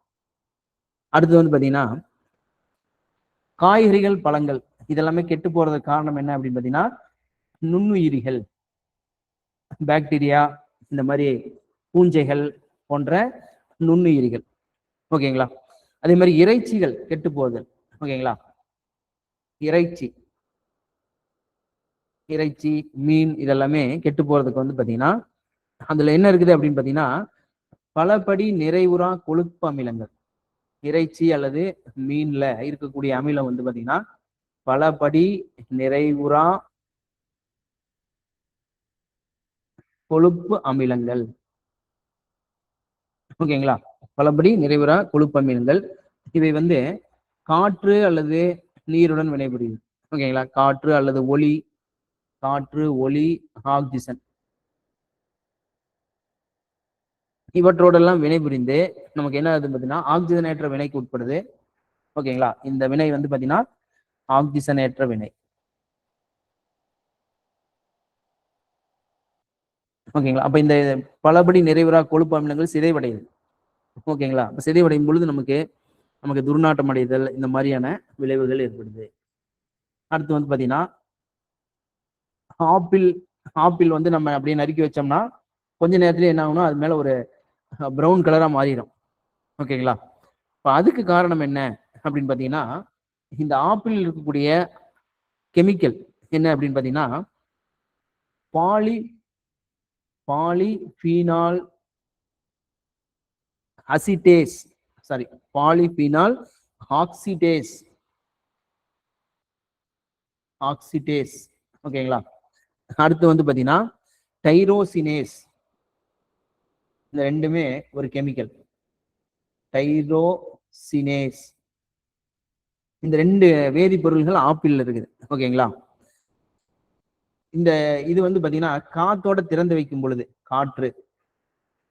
காற்றோடைய திறந்து வைக்கும் பொழுது நமக்கு என்ன ஆகும் அப்படின்னு பாத்தீங்கன்னா அந்த காற்று வந்து இந்த சேர்மங்களை என்னவாக அதாவது பாலிபீனால் ஆக்சிடேஸ் அப்படிங்கிற அந்த சேர்மம். ஓகேங்களா? அந்த சேர்மத்தை அது டைரோசினேஸ் அப்படிங்கிற அந்த இதை நமக்கு என்னவா மாத்தினா மெலனினாக மாத்திடும். மெலனின் இது வந்து நம்ம தோலில் இருக்கக்கூடிய நிறமி. தோலில் அதாவது பிரவுன், அதாவது நல்லா சிகப்பா இருக்கிறவங்க தோல்ல இருக்காது. மெலனின் கம்மியா இருக்கிறதுனால அவங்க சிகப்பா இருக்கிறாங்க. நல்ல ஒரு மாதிரி மாநிறமா இருக்கிறாங்க, கருப்பா இருக்கிறாங்க அப்படின்னா அவங்க தோல்ல மெலனின் அப்படிங்கிற நிறமி, தோலில் உள்ள நிறமி. ஓகேங்களா? அப்ப இது வந்து பாத்தீங்கன்னா அந்த நிறமியானது அந்த ஆப்பிள் மேல படியுது. அதனாலதான் வந்து பாத்தீங்கன்னா அந்த அது பிரவுன் கலரா மாதிரி ஒரு மாதிரி கருப்பு, அந்த மாதிரி பழுப்பு நிறத்துல மாறிடுது. அடுத்தது, இந்த வேதி வினைகளினால் சுற்றுச்சூழலுக்கு ஏற்படக்கூடிய விளைவு. சுற்றுச்சூழல் விளைவுகள்,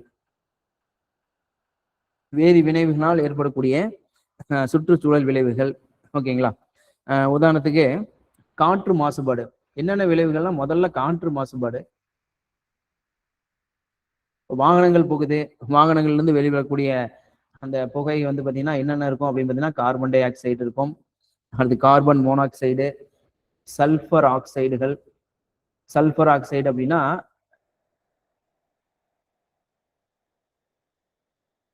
SO2 அப்படின்னா சல்பர் டை ஆக்சைடு, SO3 அப்படின்னா சல்பர் ட்ரை ஆக்சைடு, நைட்ரஜன் ஆக்சைடுகள் NO2, NO இதெல்லாமே நைட்ரஜனோட ஆக்சைடுகள். குளோரோ புளூரோ கார்பன்கள் CFCl3. இது வந்து குளோரோ புளூரோ கார்பன்கள், கார்பன். ஓகேங்களா? இது எதுல இருந்து வரும்னா ஃப்ரிட்ஜ்ல இருந்து வரும். ஓகேங்களா? நம்ம குளிர் சதன பெட்டி அல்லது ஏசி இந்த மாதிரி இதுல இருந்து வரக்கூடியது எது அப்படின்னா இந்த புளூரோ கார்பன். ஓகேங்களா? அடுத்து மீத்தேன் CH4 அப்படின்னா மீத்தேன். இதெல்லாமே காற்று மாசுபாடு. இந்த வாயுக்கள் இதெல்லாமே வாயுக்கள். இந்த வாயுக்கள்லாம் காத்துல கலக்கிறதுனால ஏற்படக்கூடியது காற்று மாசுபாடு. ஓகேங்களா? இப்போ உதாரணத்துக்கு இந்த சல்பர் டை ஆக்சைடு, அதாவது சல்பர் டை ஆக்சைடுன்னு வச்சுங்களேன். இப்போ SO3 சல்பர் ட்ரை ஆக்சைடு, இது நீரோட சேருதுன்னு வச்சுங்க. அப்ப இது என்னவா மாறும்? H2 இந்த H2, அடுத்தது SO3 இருக்கு, இங்க ஒரு ஆக்சிஜன் இருக்கு பாருங்க. இந்த ஆக்சிஜன் இதோட சேர்ந்துருச்சு அப்படின்னா அது SO4 மாறிடும். அப்ப இது என்னது? சல்பூரிக் அமிலம். H2SO4ங்கிறது சல்பியூரிக் அமிலம். ஓகேங்களா? சல்பியூரிக் அமிலம். அப்ப இது வந்து இந்த சல்பர் ட்ரை ஆக்சைடுங்கிறது நமக்கு வளிமண்டலத்துல இருக்கும். அப்ப மழை வருதுன்னு வச்சுங்க, மேல இருந்து தண்ணி வந்து மழையாக வருது. அப்ப அந்த மழை நீர்ல இந்த சல்பர் ட்ரை ஆக்சைடு கரைஞ்சு அது அமிலமா மாறிடும். அப்ப அதுதான் அந்த அமிலம் தான் சல்பூரிக் அமிலம். அப்ப இது எதுக்கு காரணமாக இருக்குதுன்னா அமில மழைக்கு காரணமாக இருக்கும். அமில மழை. ஓகேங்களா? அதே மாதிரி நைட்ரஜன் ஆக்சைடு இருக்குன்னு வச்சுங்களேன். நைட்ரஜன் ஆக்சைடு NO2 இருக்கு, H2ஓட சேருது. அப்ப இங்க பாருங்க H2, அதாவது எப்படி எழுதலாம்னா HNO3 அப்படின்னு எழுதலாம். இந்த ஹைட்ரஜனும் இந்த ஆக்சிஜன் இதோட சேர்ந்துச்சுன்னா HNO3. அப்ப இது வந்து நைட்ரிக் அமிலம். அப்ப வளிமண்டலத்தில் இருக்கக்கூடிய இந்த ஆக்சைடுகள் நமக்கு மழை நீர்ல கரையும் பொழுது அது அமிலமாக மாறுது. அப்ப அந்த அமிலமாக மாறி மழை பொழியறது தான் அமிலமலைன்னு சொல்றோம். இப்ப வந்து பாத்தீங்கன்னா ஆக்ராவில் இருக்கக்கூடிய தாஜ்மஹால் இந்த அமிலமலையினால் பாதிக்கப்பட்டுருச்சு. ஓகேங்களா? முதல்ல பாத்தீங்கன்னா அதுல இருக்கக்கூடியதெல்லாம் மார்பிள், நல்லா வெள்ளையா இருக்கும். ஓகேங்களா? இப்ப அந்த அமிலம் பொழிஞ்சு அது நல்ல ப்ரௌன் கலரா மாறிடுச்சு. அது அப்படியே அரிச்சு எனக்கு என்னவா மாறிடுச்சுன்னா ப்ரௌன் கலராக மாறிடுச்சு. ஓகேங்களா? இப்ப அது வந்து பாத்தீங்கன்னா அமிலமலை. இந்த அமிலமலை வந்து ஒரு விவசாய நிலத்துல அமிலமலை பொழியுதுன்னு வச்சுங்க. அப்ப அந்த மண்ணினுடைய pH மாறும். ஒரு குறிப்பிட்ட பயிர் விளையணும்னா மண்ணோட pH மதிப்பு, pHன்னு சொல்லுவோம், pH மதிப்பு. ஓகேங்களா? அப்ப அந்த மண்ணினுடைய pH மதிப்பானது மாறுபடும். அப்ப அந்த பயிரானது அந்த மண்ணில் விளையாது. ஓகேங்களா? அப்ப இதெல்லாமே அமிலமலையின் பாதிப்புகள். தோல்ல மனிதரோட தோல்ல படும் பொழுது தோலில் காயங்கள், அரிப்புகள் இதெல்லாமே ஏற்படும். ஓகேங்களா? அதே மாதிரி இந்த குளோரோ கார்பன் சொல்றோம் இல்லைங்களா? இது வந்து சல்பர் டை ஆக்சைடு இதனால ஏற்படக்கூடியது அமிலமலை. இந்த குளோரோ கார்பனால் ஏற்படக்கூடியது புவி வெப்பமாதல். இந்த chloro carbon, carbon di oxide இதெல்லாம் இதனால எல்லாமே ஏற்படக்கூடியது புவி வெப்பமாதல். ஓகேங்களா? நம்ம புவி பரப்பு வெப்பமாயிடும். ஓகேங்களா? அப்ப இது வந்து பாத்தீங்கன்னா எதனால வெப்பமாகுது அப்படின்னு பாத்தீங்கன்னா, இந்த சூரியன் இருக்குன்னு வச்சுக்கோங்க, சூரியன்,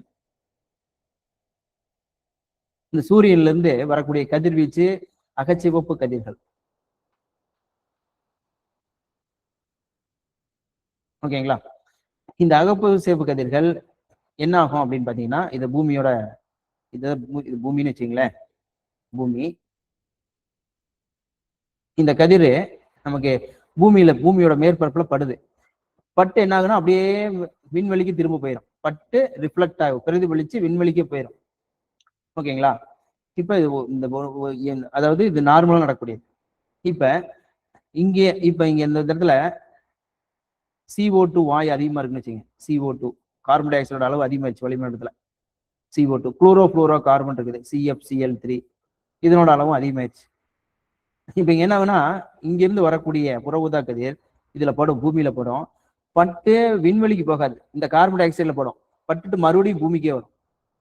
ஓகேங்களா? அதே மாதிரி இதுல இருந்து படக்கூடியது இதுல பட்டு பூமிக்கே திரும்ப வரும். ஓகேங்களா? அப்ப பூமி மேல படக்கூடிய அகச்சிவப்பு கதிர்கள் பட்டு ரிஃப்ளெக்ட் ஆகி இந்த வாயுக்களின் மீது, வாயு மூலக்கூறுகள் மீது மோதுது. மோதி பூமிக்கே திரும்ப அனுப்பப்படுது. அப்ப அந்த அகச்சிவப்பு கதிர்கள் பூமிக்கே வர்றதுனால பூமியோட மேற்பரப்பு வெப்பநிலை என்ன ஆகுதுன்னா அதிகமாகும். ஓகேங்களா? அப்படி அதிகமாகிறதுனாலதான் நமக்கு புவி வெப்பமாதல் அப்படின்னு சொல்றோம். இந்த இதெல்லாம் வருது இல்லைங்களா? திடீர்னு வெள்ளம் ஏற்படும். கடல் நீர்ல 1 டிகிரி செல்சியஸ் வெப்பநிலை அதிகமாகுதுன்னு வச்சுக்கோங்க, அது ஒரு வெள்ளமா மாறிடும். ஏன்னா 1 டிகிரி செல்சியஸ் தான் நான் நினைப்போம். ஓகேங்களா? வெப்பநிலை உயரும் பொழுது நீர்மட்டம் உயரும்.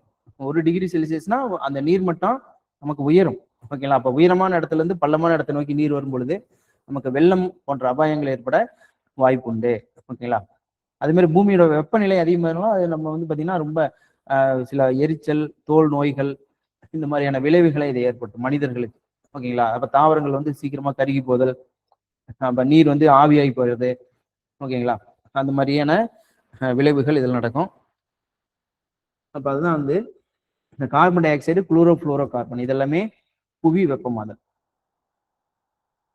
Carbon dioxide, chlorofluorocarbon, புவி வெப்பமாதல். ஓகேங்களா? அடுத்து வந்து பாத்தீங்கன்னா sulphur dioxide, nitrogen oxide, இதெல்லாமே அமிலமலை. ஓகேங்களா? இது மீத்தேன் இருக்கு இல்லைங்களா, அது எல்லாமே புவி வெப்பமாதல்ல தான் வரும். கார்பன் மோனாக்சைடு, மீத்தேன், இதெல்லாமே புவி வெப்பமாதல்.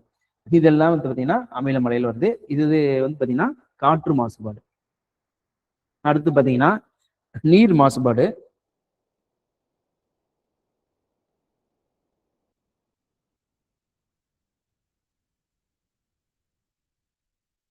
நீர் மாசுபாடு. ஓகேங்களா? அப்ப நமக்கு இந்த நீர் மாசுபாடு அப்படிங்கிறது வந்து பாத்தீங்கன்னா எப்படி உருவாக்குது அப்படின்னு பாத்தீங்கன்னா, நமக்கு இந்த சாயப்பட்டறைகள்லாம் இருக்கு இல்லைங்களா, அதுல இருந்து வரக்கூடிய கழிவு நீர், சாயப்பட்டறை கழிவு நீர், அதே மாதிரி துணி துவைக்கிறோம், வீடுகள்ல பயன்படுத்தக்கூடிய கழிவு நீர், துணி துவைக்கக்கூடியதுல டிடர்ஜென்ட்டுகள் இருக்கும். டிடர்ஜென்ட்டுகள்னா சோப்பு தூள். சோப்பு கிடையாது, சோப்பு தூள். ஓகேங்களா? அந்த ரின், அந்த சர்ஃப் எக்ஸல், ஏரியல் அப்படின்னு சொல்லிட்டு சோப்பு தூள் பயன்படுத்துறோம் இல்லைங்களா, அதுதான் டிடர்ஜென்ட்டுகள். ஓகேங்களா? இந்த டிடர்ஜென்ட்டுகள் வந்து உயிரியல் சிதைவு அடையாதவை. உயிரிய சிதைவு அடையாதவை. ஓகேங்களா? அத உயிரிய சிதைவுனா, இப்ப ஒரு மரக்கட்டைய மண்ணுல போடுறோம்னு வச்சுங்களேன், அந்த மரக்கட்டை வந்து மக்கிரும், மண்ணோட மண்ணா மக்கி போயிடும். அப்ப உயிரியல் சிதைவு அடைஞ்சிருச்சு மரக்கட்டை. இதே டிடர்ஜென்ட் நம்ம தண்ணியில போடுறோம் அப்படிங்கும்போது அது வந்து உயிரியல், அதில் இருக்கக்கூடிய நுண்ணுயிரிகள் அதை சிதைக்க முடியாது. அந்த டிடர்ஜென்ட்ல வரக்கூடிய அந்த வேதிப்பொருள்களை நுண்ணுயிரிகளால் சிதைக்க முடியாது. அப்ப அது தண்ணியில அப்படியே தான் இருக்கும். அதுதான் உயிரிய சிதைவு அடையாதவை அப்படின்னு சொல்றோம். அப்ப இது வந்து தண்ணீரை நமக்கு என்ன ஆகுது அப்படின்னு பாத்தீங்கன்னா மாசுபடுத்துது. அதே மாதிரி கச்சா எண்ணெய்கள் போன்றவை மாசுபடுத்துது. அப்ப நீரோட தரம் வந்து குறையுது. அப்ப இதனால ஏற்படக்கூடியது, நம்ம அதை குளிக்கும் பொழுது, தேவைக்கு பயன்படுத்தும் பொழுது வயிற்றுப்போக்கு, தோல் நோய்கள் போன்ற விளைவுகள் ஏற்படுகிறது. அடுத்து வந்து பாத்தீங்கன்னா நில மாசுபாடு. நில மாசுபாடு. அப்ப இதுக்கு முக்கியமான காரணி என்ன அப்படின்னு பாத்தீங்கன்னா, உரங்கள், பூச்சிக்கொல்லிகள், களைக்கொல்லிகள்.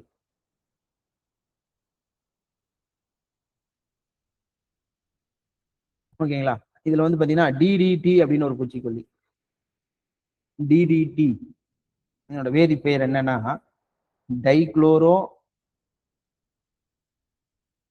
Diphenyl trichloro ethane. Dichloro diphenyl trichloro ethane. இதுதான் நம்ம என்ன சொல்றோம், டிடிடி அப்படின்னு சொல்றோம். ஓகேங்களா? இது ஒரு பூச்சிக்கொல்லி. இது வந்து நிலத்தை ரொம்ப மாசுபடுத்துறதுனால எந்த ஒரு பயிருமே நிலத்துல அதுக்கப்புறம் விளையல அப்படிங்கிற சூழ்நிலையில இதை வந்து பேன் பண்ணிட்டாங்க. எங்க அப்படின்னா நமக்கு ஜப்பான் போன்ற இந்த வல்லரசு நாடுகள்ல இதை வந்து தடை செஞ்சுட்டாங்க. ஆனா இந்தியா போன்ற நாடுகள்ல இது இன்னும் வளரும் நாடுகள் இந்தியா, பாகிஸ்தான் இந்த மாதிரி வளரும் நாடுகள்ல இது இன்னும் வேற பேர்ல பயன்பாட்டுல இருக்குது. ஓகேங்களா? அப்ப இது வந்து பாத்தீங்கன்னா பூச்சிக்கொல்லிக்கு ஒரு எக்ஸாம்பிள். இதனால எல்லாம் நமக்கு என்ன ஆகுதுன்னா நிலம் மாசுபடுது. அப்ப பயிரிடும் நிலம் கெட்டு போகுது. அதை சுவாசிக்கும் பொழுது என்ன ஆகும்னா புற்றுநோய், சுவாச நோய்கள் போன்ற நோய்களுக்கு காரணியாக இருக்குது. ஓகேங்களா? அப்ப இதுல பாருங்க, இந்த சுற்றுச்சூழல் பாதுகாப்பு அப்படிங்கும் பொழுது அது சம்பந்தமான ஆண்டுகள் நீங்க ஞாபகம் வச்சுக்கணும். சுற்றுச்சூழல் பாதுகாப்பு சட்டம்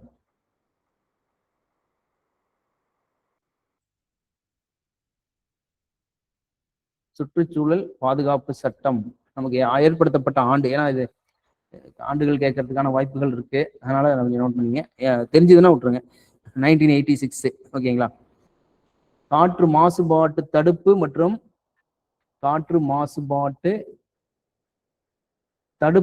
கட்டுப்பாட்டு சட்டம். ஓகேங்களா? அது வந்து பாத்தீங்கன்னா 1981. அடுத்து அதே மாதிரி நீர் மாசுபாடு தடுப்பு மற்றும் கட்டுப்பாட்டு சட்டம். ஓகேங்களா? இது 1974.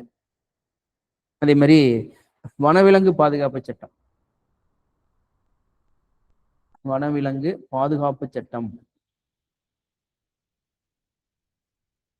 1980. சரி, 1972.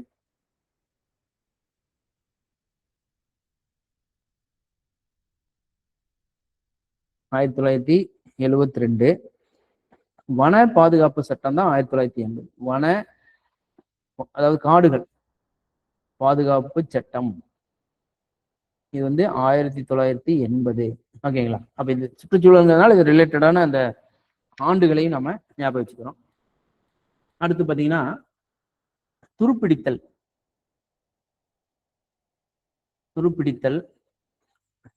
அப்படின்னாவே நமக்கு தெரியும், இரும்பு துருப்பிடித்தல். ஓகேங்களா? இப்ப இரும்பு துருப்பிடித்தலுக்கு நம்ம முன்னாடியே பார்த்தோம், 3 இது தேவைப்படுது. என்னென்ன தேவைப்படுது? இரும்பு துருப்பிடித்தலுக்கு வந்து குளிர், அதாவது ஈரமான காற்று, முதல்ல நீர், ஈரப்பதம்னா ஈரமான காற்று, அடுத்து வந்து ஆக்சிஜன். ஓகேங்களா? ஆக்சிஜன். அப்ப இதுதான் வந்து பாத்தீங்கன்னா அந்த ஃபார்முலா Fe இரும்பு, ஆக்சிஜன் ஈரமான காற்று. அப்ப இது ரெண்டும் சேர்ந்து Fe2O3 XH2O உருவாக்குது. இதுதான் துருவின் வேதி வாய்ப்பாடு. இது கேட்பதற்கான வாய்ப்புகள் இருக்கு. துருவின் வேதி வாய்ப்பாடு என்ன? Fe2O3 XH2O. இந்த எக்ஸுங்கிறது ஏதாவது ஒரு நம்பரா இருக்கலாம். எக்ஸுங்கிறது 2ஆ இருக்கலாம், 3ஆ இருக்கலாம், 4ஆ இருக்கலாம், 5ஆ இருக்கலாம். ஓகேங்களா? அப்ப எக்ஸ்ன்னு கொடுத்து கேட்கலாம், அல்லது 2H2O 3H2O ஒரு முழு எண். எக்ஸுங்கிறது ஒரு முழு எண் அப்படின்னு கேட்கலாம். ஓகேங்களா? அப்ப இந்த ஃபார்மெட்டை நோட் பண்ணிக்கங்க. அடுத்து பாத்தீங்கன்னா உலோகங்களின் நிறம் மங்குதல். இரும்பு துருப்பிடிக்கிற மாதிரியே பிற உலோகங்களோட நிறம் மங்குது. ஓகேங்களா? உலோகங்களின் நிறம் மங்குதல். இது முக்கியமா வந்து பாத்தீங்கன்னா வெள்ளி வந்து பாத்தீங்கன்னா கொஞ்ச நாள்லயே கருத்துரும். ஓகேங்களா? அதுக்கு காரணம் என்ன அப்படின்னு பாத்தீங்கன்னா வெள்ளி மேல ஒரு படலம் உருவாகுது. ஓகேங்களா? இது என்ன படலம் அப்படின்னு பாத்தீங்கன்னா சில்வர் சல்ஃபைடு அப்படிங்கிற படலம். சில்வர் சல்ஃபைடு அப்படிங்கிற ஒரு படலம் உருவாக்குது. இது மாதிரி ஒரு கருப்பு கலர்ல இருக்கும், கிரே கலர்ல. வெள்ளி வந்து பளபளன்னு இருக்கும், கொஞ்ச நாள்ல கிரே கலர் ஆயிடும். அப்ப அது மேல ஒரு படலம், அப்படியே சாம்பல் நிறத்துல ஒரு படலம் உருவாகுது. அது சில்வர் சல்ஃபைடு படலம். இதனோட வேதி பெயர் வந்து Ag2S. இதுதான் நம்ம என்ன சொல்றோம், சில்வர் சல்ஃபைடு. அதே மாதிரி காப்பர் மேலேயும் ஒரு படலம் உருவாகும், பச்சை நிறமாக இருக்கும். ஓகேங்களா, இது வந்து பாத்தீங்கன்னா சாம்பல்னு வச்சுக்கோங்களேன், சாம்பல் நிறம். சாம்பல் நிறம். இந்த காப்பர் மேல உருவாகக்கூடிய படலம் வந்து பச்சை நிறமாக இருக்கு. அது என்ன அப்படின்னு பாத்தீங்கன்னா copper carbonate, copper hydroxide. Copper carbonate plus copper hydroxide.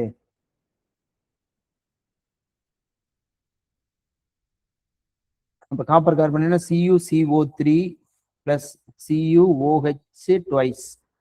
ஓகேங்களா, அப்ப இதனோட நிறம் வந்து பாத்தீங்கன்னா பச்சை நிறமாக இருக்கு.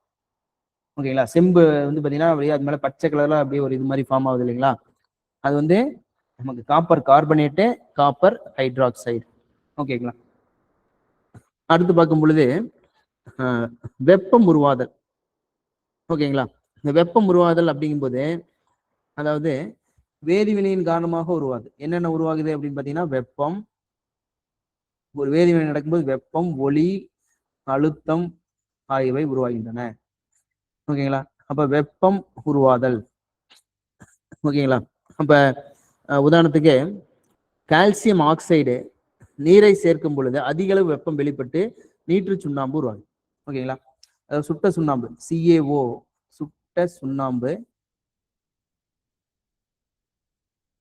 நீரை சேர்க்கிறோம் H2O. அப்ப இது என்ன மாறும்னா நீற்று சுண்ணாம்பா மாறிடும். ஓகேங்களா, நீற்று சுண்ணாம்பு. ஓகேங்களா, அதாவது சுண்ணாம்புக்கல், அதாவது இந்த இடத்துல சுட்ட சுண்ணாம்பு எடுத்து தண்ணியில போடும் பொழுது அந்த தண்ணி வந்து சூடா இருக்கிறத நீங்க பார்க்கலாம். ஓகேங்களா, அப்ப அந்த சூடா இருக்குதுன்னா வெப்பம் வெளிப்படுது இந்த இடத்துல. ஓகேங்களா, அப்ப இது என்ன இதுன்னா வெப்பம் உருவாதலுக்கு எடுத்துக்காட்டு, வெப்பம் உருவாதல் வினைக்கு எடுத்துக்காட்டு. அடுத்தது இன்னொரு வினை இங்க சொல்லி கொடுத்துருக்காங்க பாருங்க, அதாவது செயல்பாடுல கொடுத்துருப்பாங்க. அமிலம், அது H2SO4, அதாவது H2SO4 பிளஸ் NaOH. இப்போ என்ன உருவாகும் அப்படின்னு பார்த்தீங்கன்னா Na2SO4 பிளஸ் H2O. ஓகேங்களா, இப்போ இது வந்து பார்த்தீங்கன்னா H2SO4னா சல்ஃபியூரிக் அமிலம். சல்ஃபியூரிக் அமிலம். இது சோடியம் ஹைட்ராக்சைடு. Sodium hydroxide. இது வந்து சோடியம் சல்பேட். இது வந்து நீர். ஓகேங்களா, நீர். அப்ப இது பாருங்க அமிலம் சொல்றோம் இல்லைங்களா, அப்ப அமிலம், சோடியம் ஹைட்ராக்சைடுங்கிறது ஒரு காரம். காரம் ரெண்டும் சேர்ந்து இந்த சோடியம் சல்பேட்டுங்கிறது உப்பு பிளஸ் நீர். ஓகேங்களா, அமிலமும் காரமும் சேர்ந்து உப்பும் நீரும் உருவாகும் வினை. இந்த வினை என்னன்னா நடுநிலையாக்கல் வினை. ஓகேங்களா, அப்ப ஒரு நடுநிலையாக்கல் வினையில கண்டிப்பாக என்ன வெளிப்படும் அப்படின்னா வெப்பமானது வெளிப்படும். இந்த இடத்துல வெப்பம் வெளிப்படும். இப்ப இது என்ன வினை? நடுநிலையாக்கல் வினை. ஓகேங்களா, எந்த ஒரு நடுநிலையாக்கல், எந்த அமிலம் எடுத்துக்கலாம், எந்த காரம் எடுத்துக்கலாம், அப்ப கண்டிப்பா அதை நமக்கு நடுநிலையாக்கல் வினைனா கூடவே வெப்பமும் வெளிப்படும். வெப்பம் அதே மாதிரி இந்த வினையிலையும் வெப்பம் வெளிப்படும். அப்ப வெப்பம் உருவாகக்கூடிய வினைக்கு எடுத்துக்காட்டு. ஓகேங்களா, அடுத்தது ஒளி உருவாதல். ஒளி உருவாதல் வேதிவினை நடக்கும் பொழுது ஒளியானது உருவாகுது. அதாவது மெக்னீசியம் நாடா எடுத்துக்கிறோம், அதனோட சிறு துண்டினை நெருப்பு சுடலை காட்டும் பொழுது அது எரியுது. எரிந்து கண்ணை கூச செய்யும் ஒளியையும் வெப்பத்தையும் தருது. அதாவது மெக்னீசியம் நாடா, மெக்னீசியம் இதை வந்து நெருப்புல காட்டும் பொழுது ஆக்சிஜனோட வினை புரியுது. அப்ப என்ன உருவாகுதுன்னா மெக்னீசியம் ஆக்சைடு உருவாகும். ஓகேங்களா, பிளஸ் நமக்கு என்ன உருவாகுது அப்படின்னா ஒளி பிளஸ் வெப்பம். வெப்பம் இது வந்து பாத்தீங்கன்னா மக்னீசியம் நாடா. ஓகேங்களா, அப்ப மெக்னீசியம் நாடாவை ஆக்சிஜனோட எரிக்கும் பொழுது இந்த இடத்துல வெப்பப்படுத்துறோம், அது வந்து மெக்னீசியம் ஆக்சைடா மாறுது, MgO. கூடவே ஒளி பிளஸ் வெப்பம் உருவாக்குது. ஓகேங்களா, அதே மாதிரி பட்டாசு வெடிக்குதுன்னு வச்சுங்க, அந்த இடத்துல பட்டாசு வெடிக்கிறது ஒரு வேதி வினை. அது வந்து பாத்தீங்கன்னா நமக்கு ஒளி மற்றும் வெப்பத்தை குறிக்கிறது. அடுத்து ஒளி உருவாதல். ஒளினா சவுண்டு. ஓகேங்களா? சவுண்டு வந்து பார்த்தீங்கன்னா, இப்போ பட்டாசு வெடிக்கிறோம்னு வச்சுங்க, நமக்கு ஒளியும் உருவாகுது, ஒளியும் உருவாகுது. ஓகேங்களா? இப்போ இங்கே ஒரு எக்ஸாம்பிள், ஒரு வேதிவினை, 2 வேதிவினை கொடுத்துருக்காங்க. மக்னீசியத்தை எடுத்து HCl ஆட் பண்றோம். இது வந்து மக்னீசியம். இது வந்து ஒரு அமிலம். HClனா அமிலம், ஹைட்ரோ குளோரிக் அமிலம். ஓகேங்களா? அப்ப இந்த ஹைட்ரோகுளோரிக் அமிலத்தோட வினைப்படுத்தும் பொழுது மெக்னீசியம் குளோரைடு பிளஸ் ஹைட்ரஜன்.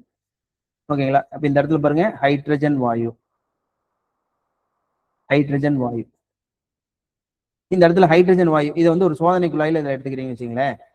இதுல வந்து HCl இருக்கு. உள்ள கொண்டு போயிட்டு மக்னீசியத்தை போடுறோம். மக்னீசியத்தை உள்ள ஆட் பண்றோம்.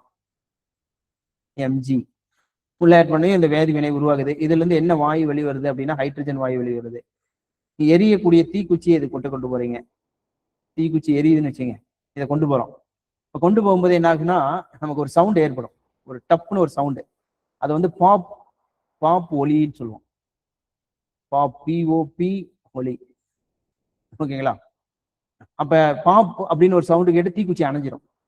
அப்ப அது வந்து எதனோட இதுனா ஹைட்ரஜன். ஏன்னா ஹைட்ரஜன் வந்து நெருப்பை கொண்டு போனோம்னா டப்புன்னு வெடிச்சிரும். ஓகேங்களா? ஹைட்ரஜன் வந்து வெடிக்கக்கூடிய வாயு. ஓகேங்களா? அதனால வந்து ஒரு எரியக்கூடிய தீக்குச்சியை அந்த ஹைட்ரஜன் வாயு வர இடத்துல கொண்டு போகும்போது பாப் அப்படின்னு ஒரு சவுண்டு கேட்டு அது வந்து ஒரு வெடிக்கிற மாதிரி ஒரு சவுண்டு கேட்கும். இதே மாதிரி இந்த மெக்னீசியத்துக்கு பதிலாக என்ன எடுத்துக்கலாம்னா ஜிங்க் எடுத்துக்கலாம். ஜிங்க், துத்தநாகம் அப்படின்னு சொல்லுவோம். Zn ஜிங்க் அல்லது துத்தநாகம். அதுவும் நீர் தம்மி அந்த HCl வினை புரிச்சுன்னா ZnCl2 + H2 ஹைட்ரஜன் வாயு வருது. அப்ப அங்கேயும் விட்டு போயிட்டு நெருப்பு இது காட்டும் பொழுது நமக்கு ஒரு சத்தமானது உருவாகுது. அடுத்து வந்து பாத்தீங்கன்னா அழுத்தம் உருவாதல். அப்ப நமக்கு வந்து பாத்தீங்கன்னா ஒரு காற்று அடைக்கப்பட்ட ஒரு பலூன் இருக்குன்னு வச்சுங்களேன், அதை நம்ம அழுத்தும் போது அது என்ன ஆகும், அது வெடிச்சிடும். ஓகேங்களா? அதே மாதிரி சில வேதி வினைகள், வாயு நிலையில் இருக்கக்கூடிய வேதி வினைகள், அதாவது உதாரணத்துக்கு H2 + Cl2 gives 2HCl, N2 + 3H2 gives 2NH3. ஓகேங்களா? இந்த மாதிரியான சில வேதி வினைகள் எல்லாமே வாயு நிலையில் இருக்கக்கூடிய வினைகள். இந்த வினைகளை மூடிய கலனில் செயல்படுத்துறோம்னு வச்சுக்கோங்க. மூடிய கலன், நல்ல க்ளோஸ் ஆன ஒரு கண்டெய்னர்ல நல்லா பண்ணிட்டு நல்ல இந்த வினை நடத்துறோம். இந்த வினை நடத்தும் பொழுது அழுத்தம் அதிகரிக்கும். ஓகேங்களா? அழுத்தம் அதிகரிக்கும். அப்ப அழுத்தம் அதிகரிக்கும் பொழுது நமக்கு அந்த கலன் வெடிக்கிறதுக்கான வாய்ப்புகள் அதிகம். அப்ப இந்த அழுத்தம் நமக்கு வாயு நிலையில் இருக்கக்கூடிய வினைபடு பொருள்கள் ஒன்றோடு ஒன்று வினைபுரியும் பொழுது அழுத்தமானது நமக்கு என்ன ஆகுதுன்னா அதிகரிக்கிறது. ஓகேங்களா? அப்ப இது வந்து பாத்தீங்கன்னா நமக்கு பட்டாசு வெடித்தலே வந்து பாத்தீங்கன்னா அழுத்தம் அதிகமாகுது. அழுத்தம் அதிகமாகி தான் அந்த பட்டாசு வெடிக்குது. நமக்கு ஒளி சவுண்டு கேட்குது, வெளிச்சம் வருகிறது, கூடவே அழுத்தம் அதிகரிக்கிறதும் அதுக்கு எடுத்துக்காட்டு. அப்ப இதுதான் வந்து பாத்தீங்கன்னா இந்த லெசன்ல பார்க்கக்கூடியது. வேதி வினைனா என்ன, அதாவது இயற்பியல் மாற்றத்துக்கும் வேதி மாற்றத்துக்கும் என்ன வேறுபாடு, அந்த வேதி மாற்றத்துக்கான காரணிகள் அப்படின்னு சொல்லிட்டு பார்த்திருக்கோம். ஓகேங்களா? இதெல்லாமே அந்த காரணங்கள். அடுத்து வந்து பாத்தீங்கன்னா சுற்றுச்சூழல் மாசுபாடு, வேதி வினைகளால் ஏற்படக்கூடிய விளைவு, சுற்றுச்சூழல் விளைவு, அதுல காற்று நீர் மாசுபாடு. ஓகேங்களா? அடுத்து இரும்பு துருப்பிடித்தல். இதை வந்து இந்த இரும்பு துருப்பிடித்தலுக்கு இதை துருன்னு சொல்றேன். இதனோட பேர் வந்து பாத்தீங்கன்னா நீரேறிய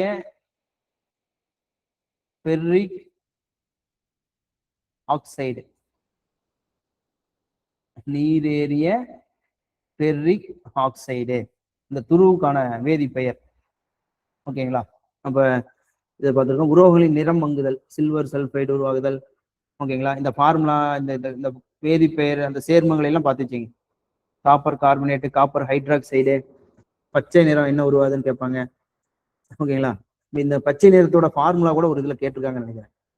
அதனால அதெல்லாம் கொஞ்சம் பார்த்து வச்சுங்க. வெப்பம், ஓகேங்களா, வேதி வினையில வெப்பம் எப்படி உருவாகுது, அது என்னென்ன எக்ஸாம்பிள், ஓகேங்களா. அடுத்து ஒளி உருவாகிறதுக்கு என்னென்ன எக்ஸாம்பிள். அடுத்து அழுத்தம், வாயு நிலையில் இருக்கக்கூடிய வினைகள் மூடிய குழலில் செயல்படும் பொழுது அழுத்தம் உருவாகும், ஓகேங்களா. இப்போ இதுதான் இந்த லெசன்ல பார்க்கக்கூடியது. இதுல பாத்தீங்கன்னா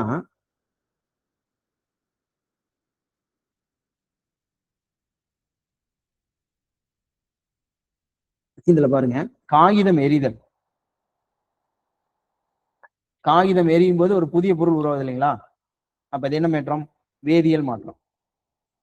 தீக்குச்சி எரிதல் என்பது டேஸ் அடிப்படையிலான வேதிவினைக்கு எடுத்துக்காட்டு. தீக்குச்சி எரியுதுன்னா தீப்பெட்டி வேணும், தீக்குச்சி வேணும். இது ரெண்டு இயல்பான நிலையில சேருது. இதுவும் திடப்பொருள், இதுவும் திடப்பொருள். இயல்பான நிலையில சேரும் போது, இந்த உரசும் பொழுது நமக்கு தீக்குச்சி எரியுது.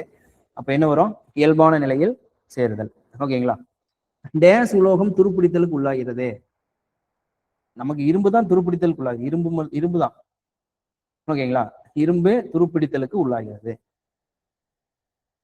அடுத்து பாத்தீங்கன்னா, வெட்டப்பட்ட ஆப்பிள் பழுப்பாக மாறுவதற்கு காரணமான நிறமிங்கிறாங்க. அப்ப என்ன வரும், மெலனின், ஓகேங்களா. பிரைன் என்பது டேஸின் அடர் கரைசல், சோடியம் குளோரைடு. சோடியம் குளோரைடு அடர் கரைசல் தான் நம்ம என்ன சொல்றோம், பிரைன் அப்படின்னு சொல்றோம். அடுத்து சுண்ணாம்புக்கல் டேஸை முதன்மையாக கொண்டது.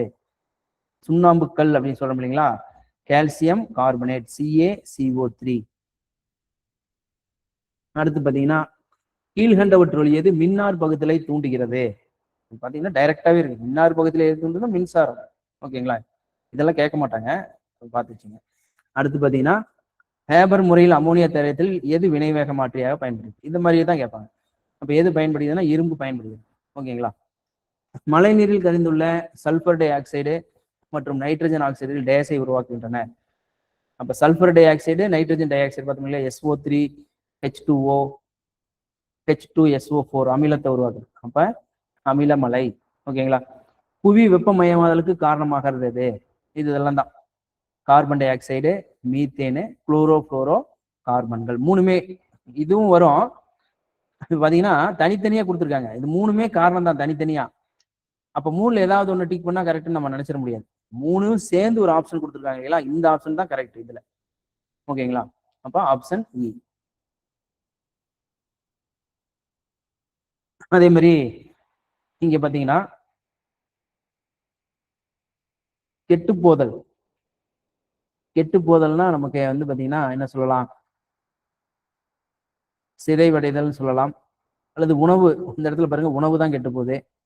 அதே மாதிரி ஓசோன் அப்படின்னா ஆக்சிஜன்.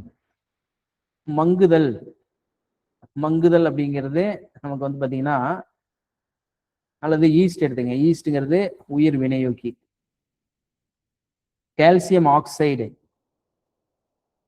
கால்சியம் ஆக்சைடு பாத்தீங்கன்னா ஒரு வேதி வினையாக இருக்கலாம், ஓகேங்களா. அப்ப இதை கெட்டு போதலுக்கு உணவு எடுத்துங்க, கெட்டு போதல் அப்படிங்கிறது உணவுக்கு வந்துடும். அதே மாதிரி இந்த இடத்துல மங்குதல் அப்படிங்கிறது சிதைவடைதல். அதே மாதிரி இதுல பாத்தீங்கன்னா துருப்பிடித்தல். துருப்பிடித்தல் எது துருப்பிடிக்கும், இரும்பு தான் துருப்பிடிக்கும். மின்னார் பகுத்தல், எதை மின்னார் பகுப்போம், பிரைன் கரைசல மின்னார் பகுப்போம். வெப்ப வேதி வினை, சுண்ணாம்புக்கல் சிதைவடைதல். ஒளி வேதி வினை, ஒளிச்சேர்க்கை. ஒளி வேதி வினைனா ஒளிச்சேர்க்கை. வினைவேக மாற்றம், வினைவேக மாற்றம் அப்படிங்கிறது ஹேபர் முறை, ஓகேங்களா. ஹேபர் முறையில அந்த வினைவேக மாற்றிய பயன்படுத்துறோம், ஓகேங்களா. அப்ப இதுதான் அதுல பார்க்கக்கூடியது. உங்களுக்கு நாளைக்கு மார்னிங்ல அந்த டெஸ்ட் ஒரு 10 கொஸ்டின் டெஸ்ட் இதுல வந்துடும். இந்த கொஸ்டின் வராது, இந்த கொஸ்டின் இப்பயே பார்த்தாச்சு. வேற ஏதாவது ஒரு கொஸ்டின், ஓகேங்களா.